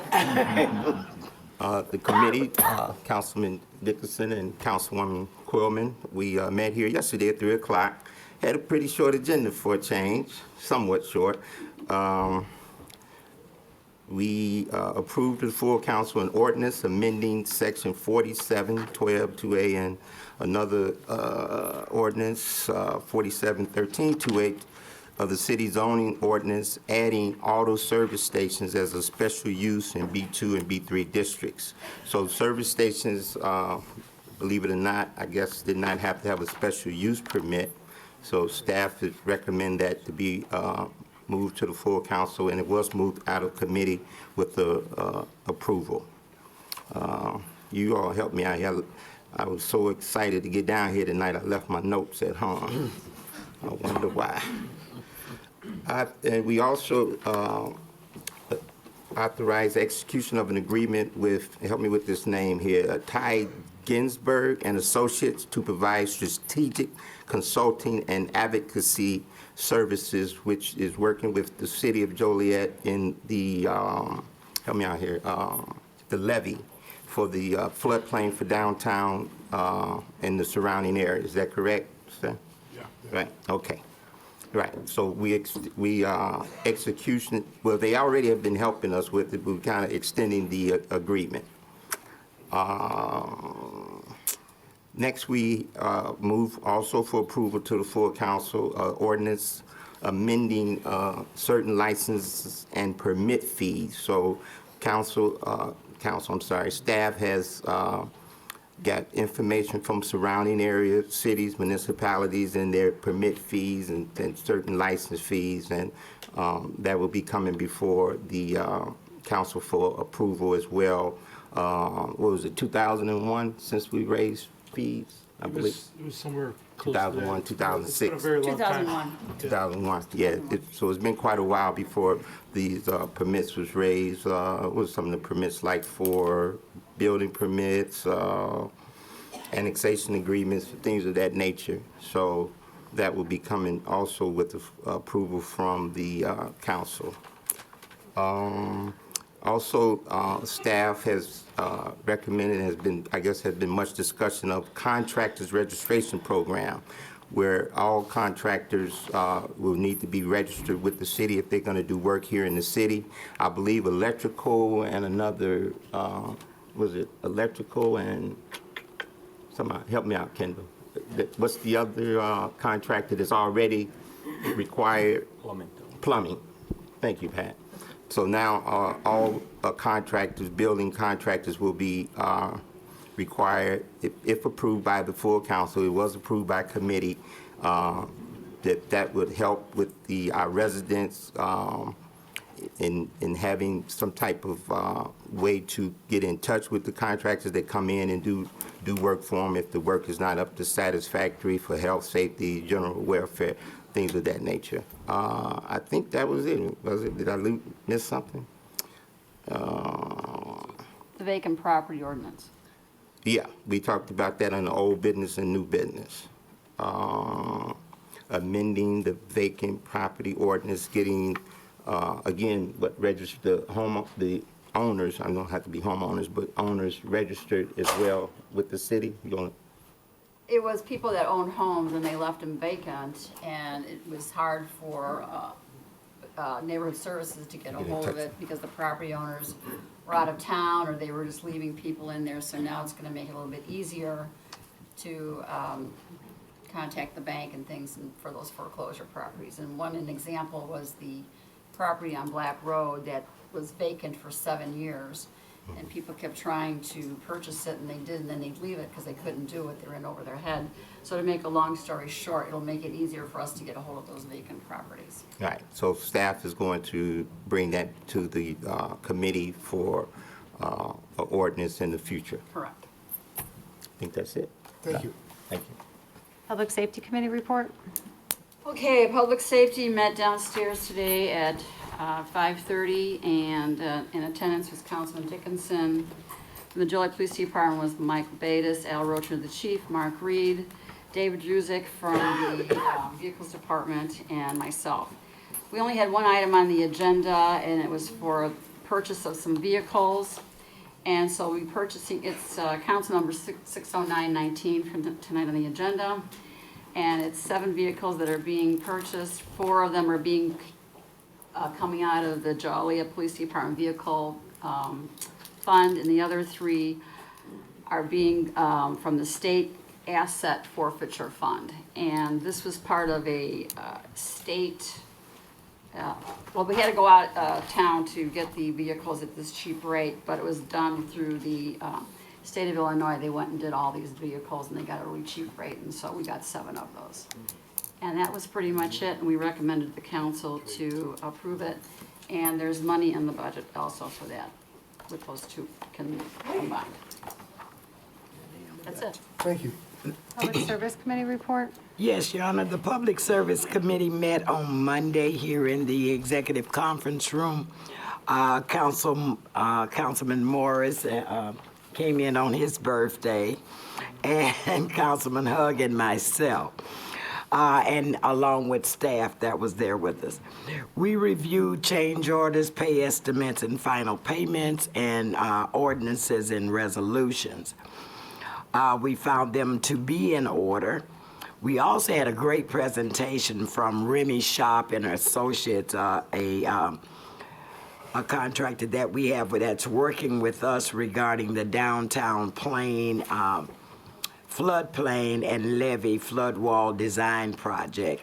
And that presentation was given to us by Jim Bibby. along with Brian assisted him as well. Jim gave really, really high praise to our staff, and thank you again, staff. He says that the staff has been amazing working with them and getting this project going. Also, he shared with us some possible opportunities. As it was reported last night, the projected cost of this flood plain levee and flood wall design was about $6 million. And through the work that they have been doing together, and they also located some possible federal funding that may be available to help us, so there'll be 65% federal funding, 35% local, and we got all fingers and toes crossed that that goes well if those funds became available. As I said, Your Honor, we reviewed all of the the change orders, pay estimates, final payments, ordinances, and resolutions, found them to be in order, and brought them forward to the full council for approval. That's the end of my report, Your Honor. Thank you. Next is the Ad hoc City Manager Search Committee report. The Ad hoc City Manager Search Committee met yesterday evening in the witness room of the second floor at 5 p.m. Attending were Councilwoman Quillman and myself, Assistant Corporation Counsel Spano, and HR Director Franson. The mayor is on the committee, however, had a conflict in his schedule and wasn't able to attend. Discussion was held about scheduling the interviews for the 5 candidates for city manager, as well as a review of the interview questions that would be utilized during the first round of interviews. It was agreed that the questions that will be asked of the candidates would be distributed the same day as the interviews, keeping in mind that they should be kept confidential along with everyone's notes on the candidates. So we did review the questions, and Councilman Quill and myself agreed that they were to the point, they were very well written, and that we need to stick to those questions on the first round so that we're treating everybody equal. And Kathy, you and your staff, or whoever put together the questions, did a great job. Kathy passed out a sheet tonight that had some dates for the second week in December for interviews. If you'd all check your calendars and get back to Kathy, that would be great. And then she'll send out an email when everyone's locked in. That's it, Mayor. Thank you. I show no other reports. Under consent agenda, approval of the minutes. It's recommended the minutes of the pre-council meeting held on November 4th and the minutes of the council meeting held on November 5th, 2019 stand approved as recorded. Invoices paid report. It's recommended this report be received and placed on file. Council Memo 583-19, regular payroll for August 16th through August 29th, 2019, $3,480,859.04. Council Memo 584-19, regular payroll for August 30th through September 12th, 2019, $3,425,348.71. Council Memo 585-19, regular payroll for September 13th through September 26th, 2019, $3,509,954.75. Council Memo 586-19, regular payroll for September 27th through October 10th, 2019, $3,537,052.24. It's recommended said regular payrolls be approved. Council Memo 587-19, position vacancies. It's recommended the city manager be authorized to fill one school crossing guard position and any subsequent vacancies which may occur. Council Memo 588-19, renewal of group health, dental, vision, and life insurance programs. It is recommended the city manager renew the Blue Cross Blue Shield of Illinois PPO medical, prescription drug, dental, and vision insurance plan for plan year 2020. And Council Memo 589-19, 2020 roadway reconstruction program. It's recommended this plan be approved. Is there a motion to approve said consent agenda items? So moved. Second. It's been motioned and seconded to approve. Councilman Hugg? Aye. Councilman Morris? Aye. Councilman Mudrin? Aye. Councilwoman Quillman? I have a quick question about the crossing guard. Is the vacancy was from a retirement from a supervisor that was going to be doing the scheduling and everything. So is this going to be a position, a new person for that, or is somebody that's already a crossing guard going to get that position and then hire someone to fill that crossing guard position? Could be either. We'll post the position and then take the applications for the role and then go through the interview process. Well, the reason I ask is because wouldn't it be better to keep somebody that's already a crossing guard here in Joliet rather than hire somebody else that doesn't really know how the operation works if you've got someone that calls in sick and doesn't know how to maneuver the crossing guards? That's just my thinking. Why would you hire somebody right away? And that experience will come out in the interview.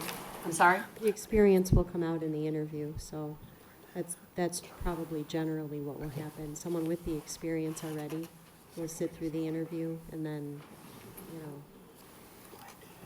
Okay. awarded the role if. Well, I don't agree, but I'll vote aye. Councilwoman Reardon? Aye. Councilman Turk? Aye. Councilman Dickinson? Aye. Councilwoman Gavin? Aye. Motion carried. Under licenses and permit applications, Council Memo 591-19, an application for a drive-through permit for a Chick-fil-A restaurant at 2705 Plainfield Road. It's recommended this drive-through permit be approved. So moved. Second. It's been motioned and seconded to approve. Councilman Morris? Aye. Councilman Mudrin? Aye. Councilwoman Coleman? Aye. Councilwoman Reardon? Aye. Councilman Turk? Aye. Councilman Dickinson? Aye. Councilwoman Gavin? Aye. Councilman Hug? Aye. Motion carried. Council Memo 592-19, amendment to the drive-through permit for a Dunkin' restaurant at 4702 Caton Farm Road. It's recommended the amendment for the drive-through permit be approved. So moved. Second. In motion seconded to approve, Councilman Mudrin. Aye. Councilwoman Coleman. Aye. Councilwoman Reardon. Aye. Councilman Turk. Aye. Councilman Dickinson. Aye. Councilwoman Gavin. Aye. Councilman Hug. Aye. Councilman Morris. Aye. Motion carried.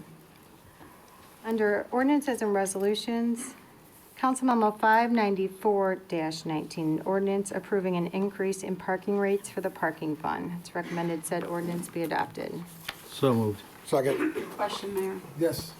You know, I asked last night where we thought the money was going, and it just was bothering me. Where is this, how are we losing $300,000? We're not doing maintenance, so where are we losing the $300,000? I'll start and let our Public Works folks enter, but consistently, because we have not kept our rates as high as the expense on an annual basis dictates, we've had a number of annual deficits that have basically accumulated.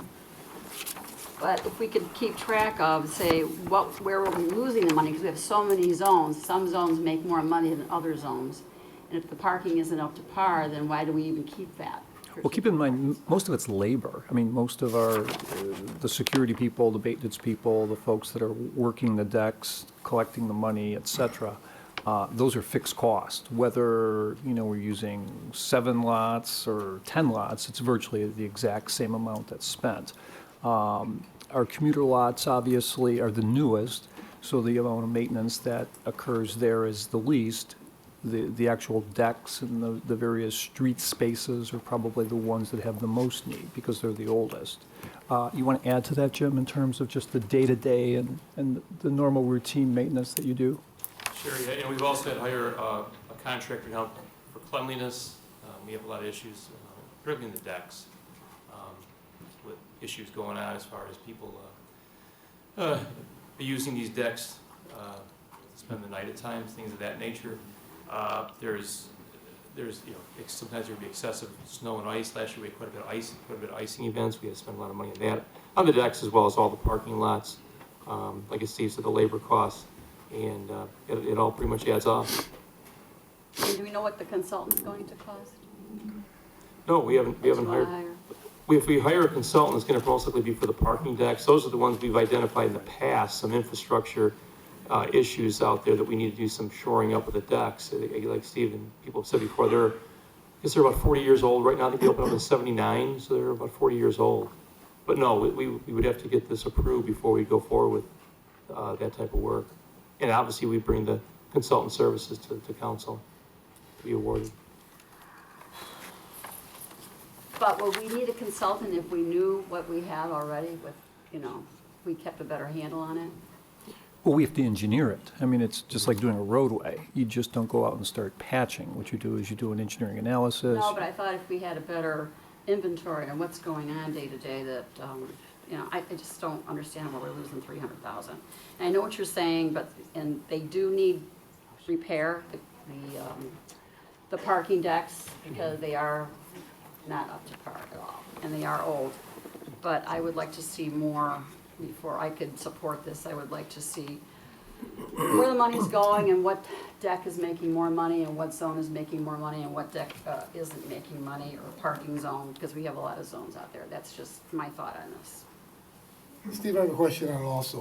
With hiring a consultant, what exactly is a consultant gonna do that we can't do for ourselves? They're going to engineer the repairs of the two decks along with the specking out what the technology improvements would be. Obviously, you have everything from automatic gates to communicating to our servers to the financial systems for collecting money. What else? What am I missing? That's the main thing. I mean, is, again, we're not structural engineers. We don't have structural engineers on our staff, so we can't do the plans for any, just like any kind of bridge we design, we hire a consultant to do that work. We'd have to have a structural engineer do the work for the designing of the repairs of the decks. And then, like Steve said, the automation, that would be a consultant also doing that type of work for us. If it's just a matter of, you know, doing some repairs of service lots, we would handle that internally, or in the future we will. Okay. Been motioned and seconded to adopt an ordinance approving an increase in parking rates for the parking fund, which is Council Memo 594-19. Councilwoman Coleman. No. Councilwoman Reardon. Aye. Councilman Turk. Aye. Councilman Dickinson. Aye. Councilwoman Gavin. Aye. Councilman Hug. Aye. Councilman Morris. Aye. Councilman Mudrin. Aye. Motion carried 7-1. Council Memo 595-19, an ordinance approving a special use permit to allow the installation of an electric security fence as an accessory use for the existing business located at 251 Republic Avenue. It's recommended said ordinance be adopted. So moved. Second. Question? Yes. I don't know if this is for Steve or Kendall. So am I reading this right, that the petitioner for this is the electric guard dog company versus the owner of the property? Is that common?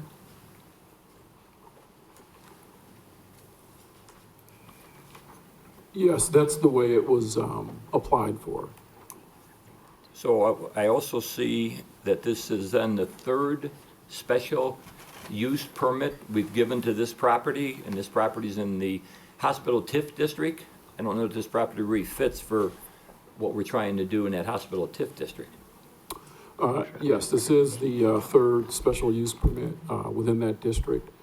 I think we've discussed at length how we are going to move forward with the hospital district. So if you recall, there was a special use permit for a trucking company that was eventually approved with a sunset clause on that particular type of business. So after 10 years, that particular use will go away. There will be more planning along that corridor. And as we move forward, these types of uses, I think, will eventually die. And that business is next to this one, I realize that. But has there been a large number of police calls or need? Is there vandalism or thefts here? I don't, in my looking at some old records, I didn't see that there's been any unusual activity there. Yeah, I don't have knowledge of police calls or any situation. Yeah, we did run calls for service at the location for last year.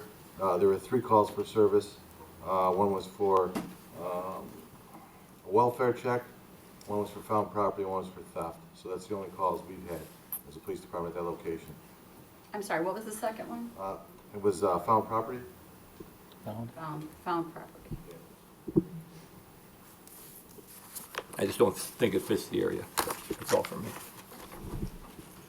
It's been motioned and seconded to approve Council Memo 595-19, which is an ordinance approving a special use permit to allow the installation of an electric security fence as an accessory use for the existing business located at 251 Republic Avenue. Councilwoman Reardon? No. Councilman Turk? No. Councilman Dickinson? Aye. Councilwoman Gavin? Aye. Councilman Hug? No? Councilman Morris? Aye. Councilman Mudron? No. Councilwoman Coleman? I have one more question. Kendall, you said there's a sunset clause in this business there for the special use permit for 10 years? What's the one next to it? Yeah, the property that's next door. Okay, so say this business was to go out of business, okay? What happens to that electric fence? Whose responsibility is it to take it out? Well, if this is approved, this particular special use is for this particular business. So it would be the responsibility of this business to take that fence down. Is that written down somewhere, though? I don't believe we have that as a condition. Yeah, this should be a condition. Otherwise, we'll be stuck with an electric fence there. We can add that. Okay, but I vote no. The vote is 3 ayes, 5 noes. Motion denied. Council Memo 596-19, ordinance and resolution associated with North Point Development. This includes an ordinance approving a reclassification of 103 acres located on the south side of Breen Road, 1/2 mile east of Rowell Avenue from R1B Single Family Residential and R4 Multifamily Residential to I1 Light Industrial Zoning, and a resolution approving a development agreement for Breen Road east of Rowell Avenue. Staff is recommending said ordinance and resolution be adopted. Krista, before you read the roll, I spoke this afternoon with Mayor Dan Roberts from Edgerton, Kansas, and I had some questions for him to get an overview, because I know we've heard a lot of negative comments about North Point, so I just want to, and I think Councilman Turk, you also spoke with him. Here's what was related to me this afternoon. He said in Edgerton, North Point owns a 2,300 acre facility. It opened in 2013. They currently have 13 million square feet that are developed in the property. He said North Point has done exactly what they said they would do. The quote was they went above and beyond. He said they do more so than any other developer he's worked with. He used an example of their altruism. He said that recently there was a resident who had open heart surgery. She didn't have any family or friends. She said that North Point, on his urging, covered her mortgage and utilities for 6 months that she was in the hospital. He said that was an example of the type of things they've done in their community. He says they've donated to several other local causes. Quote, he called them good corporate citizens. And again, a quote was one of the best I've seen. So I asked him about labor issues with North Point, specifically if they've reneged on union contracts or if they've had labor issues. He told me, quote, the contractors have been happy. North Point is diligent in minimizing costs. He has not seen any lawsuit he thought had merit. He did acknowledge that there have been picketers in the park, but there have been no walk-offs on the job, or on jobs.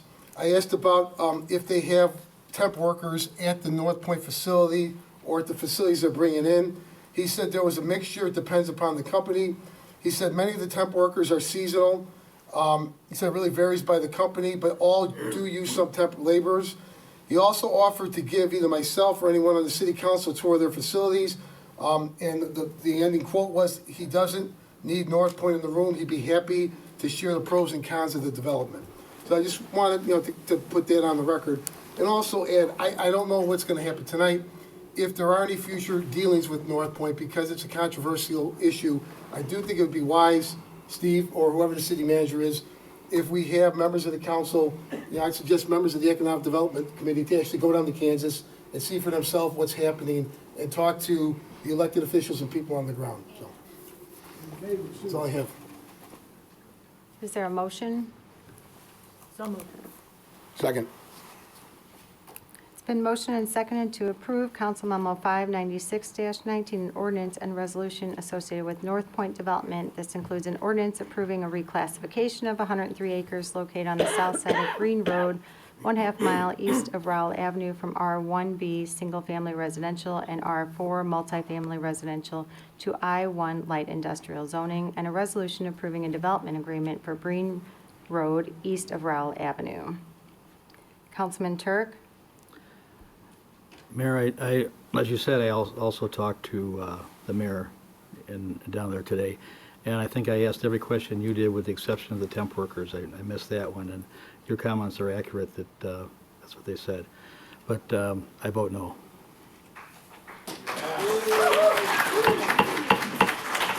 We should keep order, please. Let's go, Christopher. Councilman Dickinson? I don't believe this is the right project at this time, and I'm voting no. Councilwoman Gavin? No. Councilman Hugg? Aye. Councilman Morris? No. Councilman Mudrin? Aye. Councilwoman Coleman? I'll pass my vote for this moment. Councilwoman Reardon? Aye.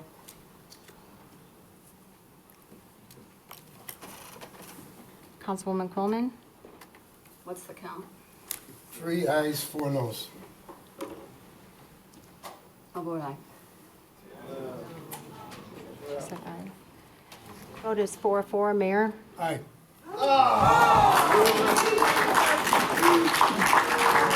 Motion carried 5-4.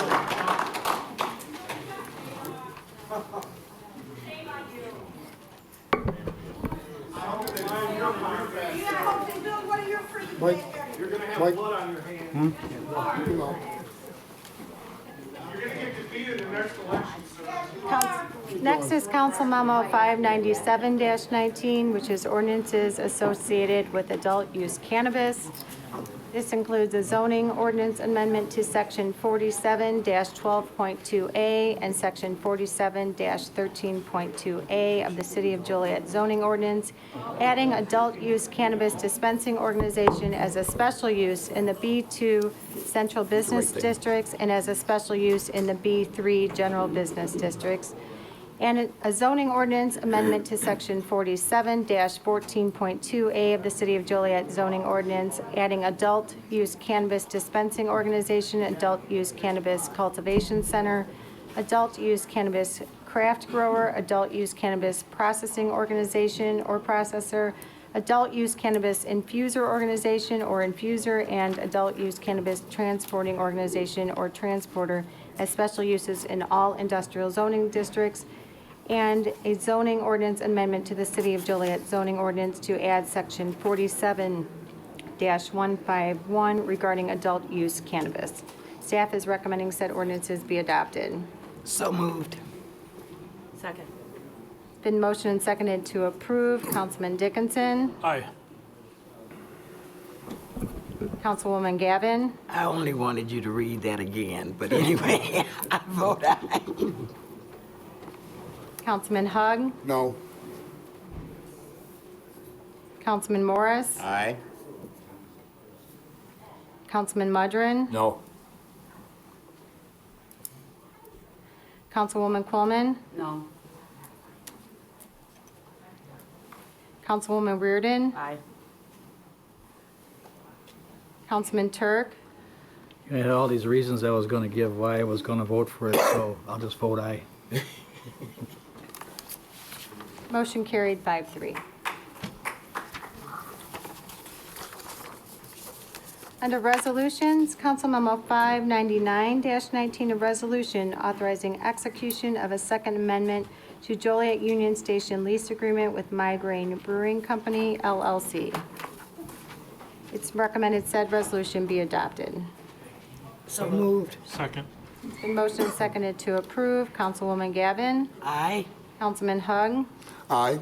Councilman Morris. Aye. Councilman Mudrin. Aye. Councilwoman Coleman. Aye. Councilwoman Reardon. Aye. Councilman Turk. Aye. Councilman Dickinson. Aye. Motion carried.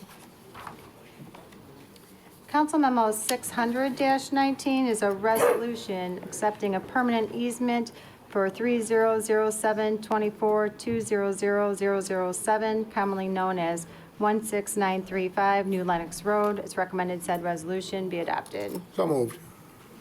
Second. It's been motioned and seconded to approve. Councilman Hug. Aye. Councilman Morris. Aye. Councilman Mudrin. Aye. Councilwoman Coleman. Aye. Councilwoman Reardon. Aye. Councilman Turk. Aye. Councilman Dickinson. Aye. Councilwoman Gavin. Aye. Motion carried.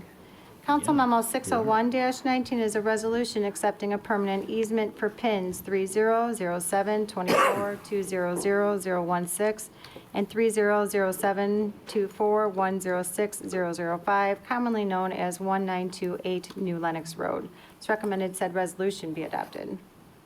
So moved. Second. It's been motioned and seconded to approve. Councilman Morris. Aye. Councilman Mudrin. Aye. Councilwoman Coleman. Aye. Councilwoman Reardon. Aye. Councilman Turk. Aye. Councilman Dickinson. Aye. Councilwoman Gavin. Aye. Councilman Hug. Aye. Motion carried. Council Memo 602-19 is a resolution approving an intergovernmental agreement with the Will County Department of Transportation for the Briggs Street, Washington Street Interstate 80 Reconstruction Project. It's recommended said resolution be adopted. So moved. Second. Been motioned and seconded to approve. Councilman Mudrin. Aye. Councilwoman Coleman. Aye. Councilwoman Reardon. Aye. Councilman Turk. Aye. Councilman Dickinson. Aye. Councilwoman Gavin. Aye. Councilman Hug. Aye. Councilman Morris. Aye. Motion carried. Council Memo 603-19 is a resolution appropriating funds associated with an intergovernmental agreement with the Will County Department of Transportation for the Briggs Street, Washington Street Interstate 80 Reconstruction Project. It's recommended said resolution be adopted. So moved. Second. It's been motioned and seconded to approve. Councilwoman Quillman. Aye. Councilwoman Reardon. Aye. Councilman Turk. Aye. Councilman Dickinson. Aye. Councilwoman Gavin. Aye. Councilman Hug. Aye. Councilman Morris. Aye. Councilman Mudrin. Aye. Motion carried. Council Memo 604-19, a resolution appropriating funds for the Smith Avenue, Center Street, Broadway Street Roadway Improvement Project 2018. It's recommended said resolution be adopted. So moved. Second. It's been motioned and seconded to approve. Councilwoman Reardon. Aye. Councilman Turk. Aye. Councilman Dickinson. Aye. Councilwoman Gavin. Aye. Councilman Hug. Aye. Councilman Morris. Aye. Councilman Mudrin. Aye. Councilwoman Quillman. Aye.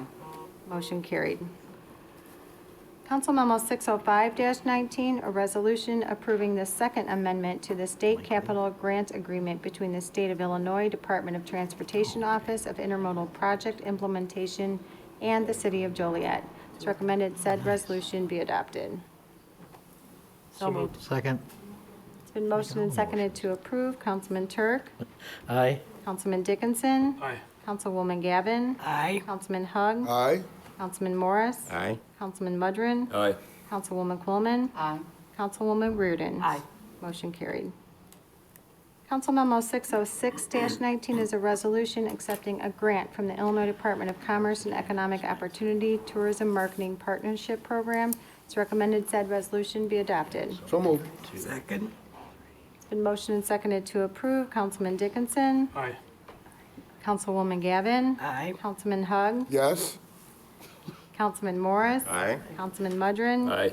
Councilwoman Coleman. This is 607, right? 606. 606? 606. Okay, I got ahead of myself. Aye. Councilwoman Reardon. Aye. Councilman Turk. Aye. Motion carried. Council Memo 607-19, a resolution authorizing execution of a first amended and restated development agreement between Thornton's LLC, the Will County Historical Society, and the City of Joliet, Cassidy House. Mayor? Yes. We did come to an agreement with the parties in this. Yesterday, we had a little discussion about the dates, and we've come to an agreement. And what you have in the dais is that, what should be the final agreement. It's recommended said resolution be adopted. So wait a minute, I didn't have a chance to read the final agreement, so. So essentially, the dates that we had in there yesterday are staying. I'm just saying. and So it will come back before council on January 7th. So everything else is gonna get done, Mayor? Yes, I think we should be able to meet that date. Okay, all right. That's what I So wanted. moved. Thanks. And the parties are here too if there's any questions. Been motion to approve. Is there a second? Second? Been motion and seconded to approve. Councilwoman Gavin. Yes, Lord. Aye. Councilman Hug. No. Councilman Morris. Aye. Councilman Mudrin. Aye. Councilwoman Coleman. Aye. Councilwoman Reardon. Aye. Councilman Turk. Aye. Councilman Dickinson. Aye. Motion carried 7-1. Your Honor, Yes, if the representatives from Thornton, are they here? Anybody from Thornton? Right here. Yes, sir. Yes, sir. Hello, how are you? Sir, I want to thank you as a representative of that district where you're putting Thorntons in the 4th district. We thank you for your investment in our community and in our city. But we're going to hold you accountable. We want to keep the playing field level and with the gas prices. We want to reflect what's on the west side over here on the east side. Absolutely. And we thank you that you're going to be a great corporate partner, and welcome to Joliet. Thank you. Appreciate it. thank you. Mayor? you, Your Honor. Mayor? Yes, Sir, I agree with Councilwoman's comments. And, yeah, historically, the gas prices on the east side are a vast difference from on the west side. So hopefully you'll be the trendsetter over there to have people meet your prices, so. Thank you. Thank you. Next, under award of contracts, Council Memo 609-19, purchase public safety vehicles. It's recommended Council Memo 609-19 be approved. So moved. Second? Motion seconded to approve. Councilman Hug. Aye. Councilman Morris. Aye. Councilman Mudrin. Aye. Councilwoman Coleman. Aye. Councilwoman Reardon. Aye. Councilman Turk. Aye. Councilman Dickinson. Aye. Councilwoman Gavin. Aye. Motion carried.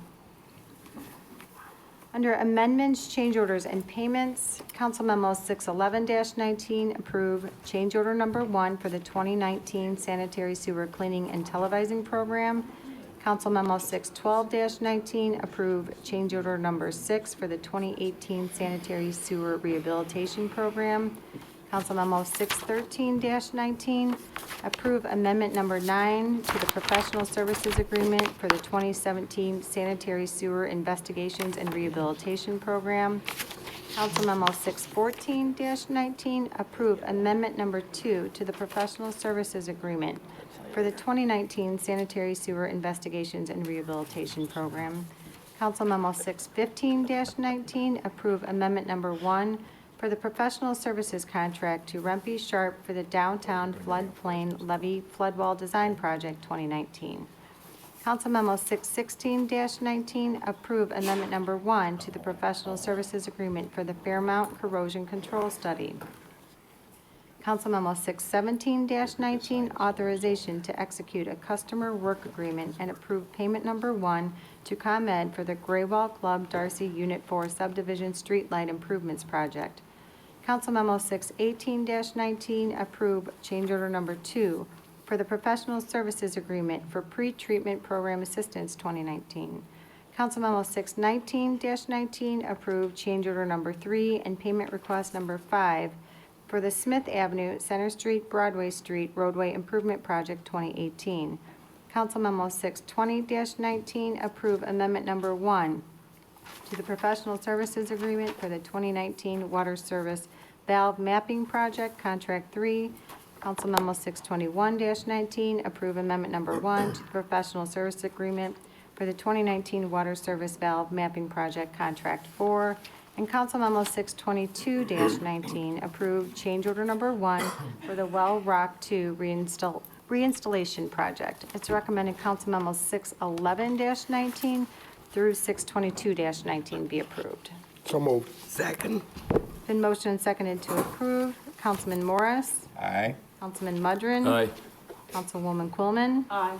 Councilwoman Reardon? Aye. Councilman Turk? Aye. Councilman Dickinson? Aye. Councilwoman Gavin? Aye. Councilman Hug? Aye. Next is the city manager. Thank you. The only item I have tonight is to seek a motion from the council to both accept the budget that's been handed out on the dais tonight, along with setting 2 dates for discussion of our 2020 budget. The dates that we've had out there the last couple of meetings were November 25th, which is a Monday, and December 11th, which is a Wednesday. So if those dates are good and council does choose to do the motion, we could lock those dates in. What time? What time? 5:30? Can we do 6:30? 6:30?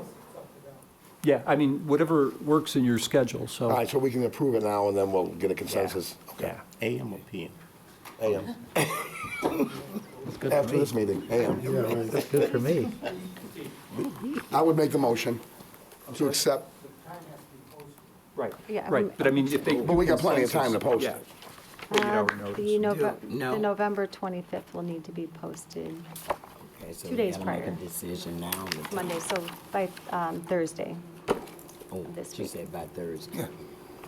So I'm sure we can figure it, unless we want to figure it out now. I don't care. Is everybody good with 6:30 by chance? No. I'm good. Why not? 4:30. 4:30. Because if you're gonna do 2 and 3, it gets late. Wait, what date is that again? I'm sorry. December. 25th. No, I'm talking about December. Oh, no, no. Talking about November November 25th 25th. now? Yeah, Monday. That's a Monday. 25th. I think And- you're talking about those other dates that No. I have in the front here. There are 3 December dates that we got. No, this is That's a whole on the different situation. That's the budget, never mind. I'm talking 6:30 for the budget. I can't keep track of everything. That's fine with me. What day? That's fine. 25th, you're saying? 25th. It's a Monday, right? That's a Monday. Yeah, it's a Monday. The 25th is That's a Monday. Yeah, I don't care. 6:30 is fine. 6:30 is good. The 11th as well. I'm good. Good. So is there a motion to receive the 2020 city manager's proposed budget and approve the following dates for budget meetings, November 25th and December 11th, both at 6:30 PM? So So, moved. second. Second. Been motioned and seconded to approve. Councilman Mudrin? Aye. Councilwoman Coleman? Aye. Councilwoman Reardon? Aye. Councilman Turk? Aye. Councilman Dickinson? Aye. Councilwoman Gavin? Aye. Councilman Hug? Aye. Councilman Morris? Aye. Motion carried. Next is new business not for final action or recommendation. I have nothing. sir. No. No. No. Public comments, is there anyone that would like to speak under public comments this evening? Come forward. Come to-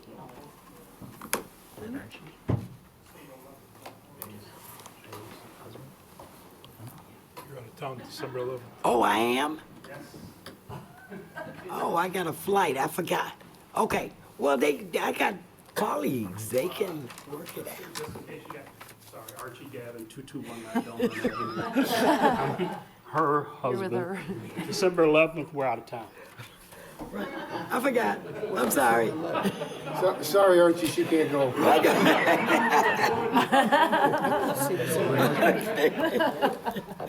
We're just too busy, Betty. We can't Yeah, keep track of all these I dates. can't get away. I was trying to go work on my team. Archie, she'll stay here, I'll go with.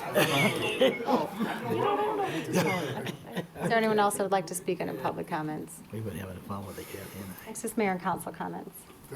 I'd just like to wish everybody a happy Thanksgiving. Yes, a couple of things, Your Honor. I'd like to congratulate and thank Mount Zion Tabernacle Church as we celebrated their 85th anniversary. The Bishop Craig Purchase and his church family. And also to thank him for the recognition for Councilman Morris and myself as we were giving the 2019 Community Service Award for that night. Had a great time. And then to thank Ron Romero and the Rock and Roll Museum for the ground tour that we had on Saturday. That was great entertainment. We're looking forward to that addition to our tourism here in Joliet. Nope. Terry? No. Duck, happy Thanksgiving, and Monday, the November 25th is the kickoff of the holiday season at the Rialto. It goes on for almost a whole month. Hopefully, everybody can take in one of the events.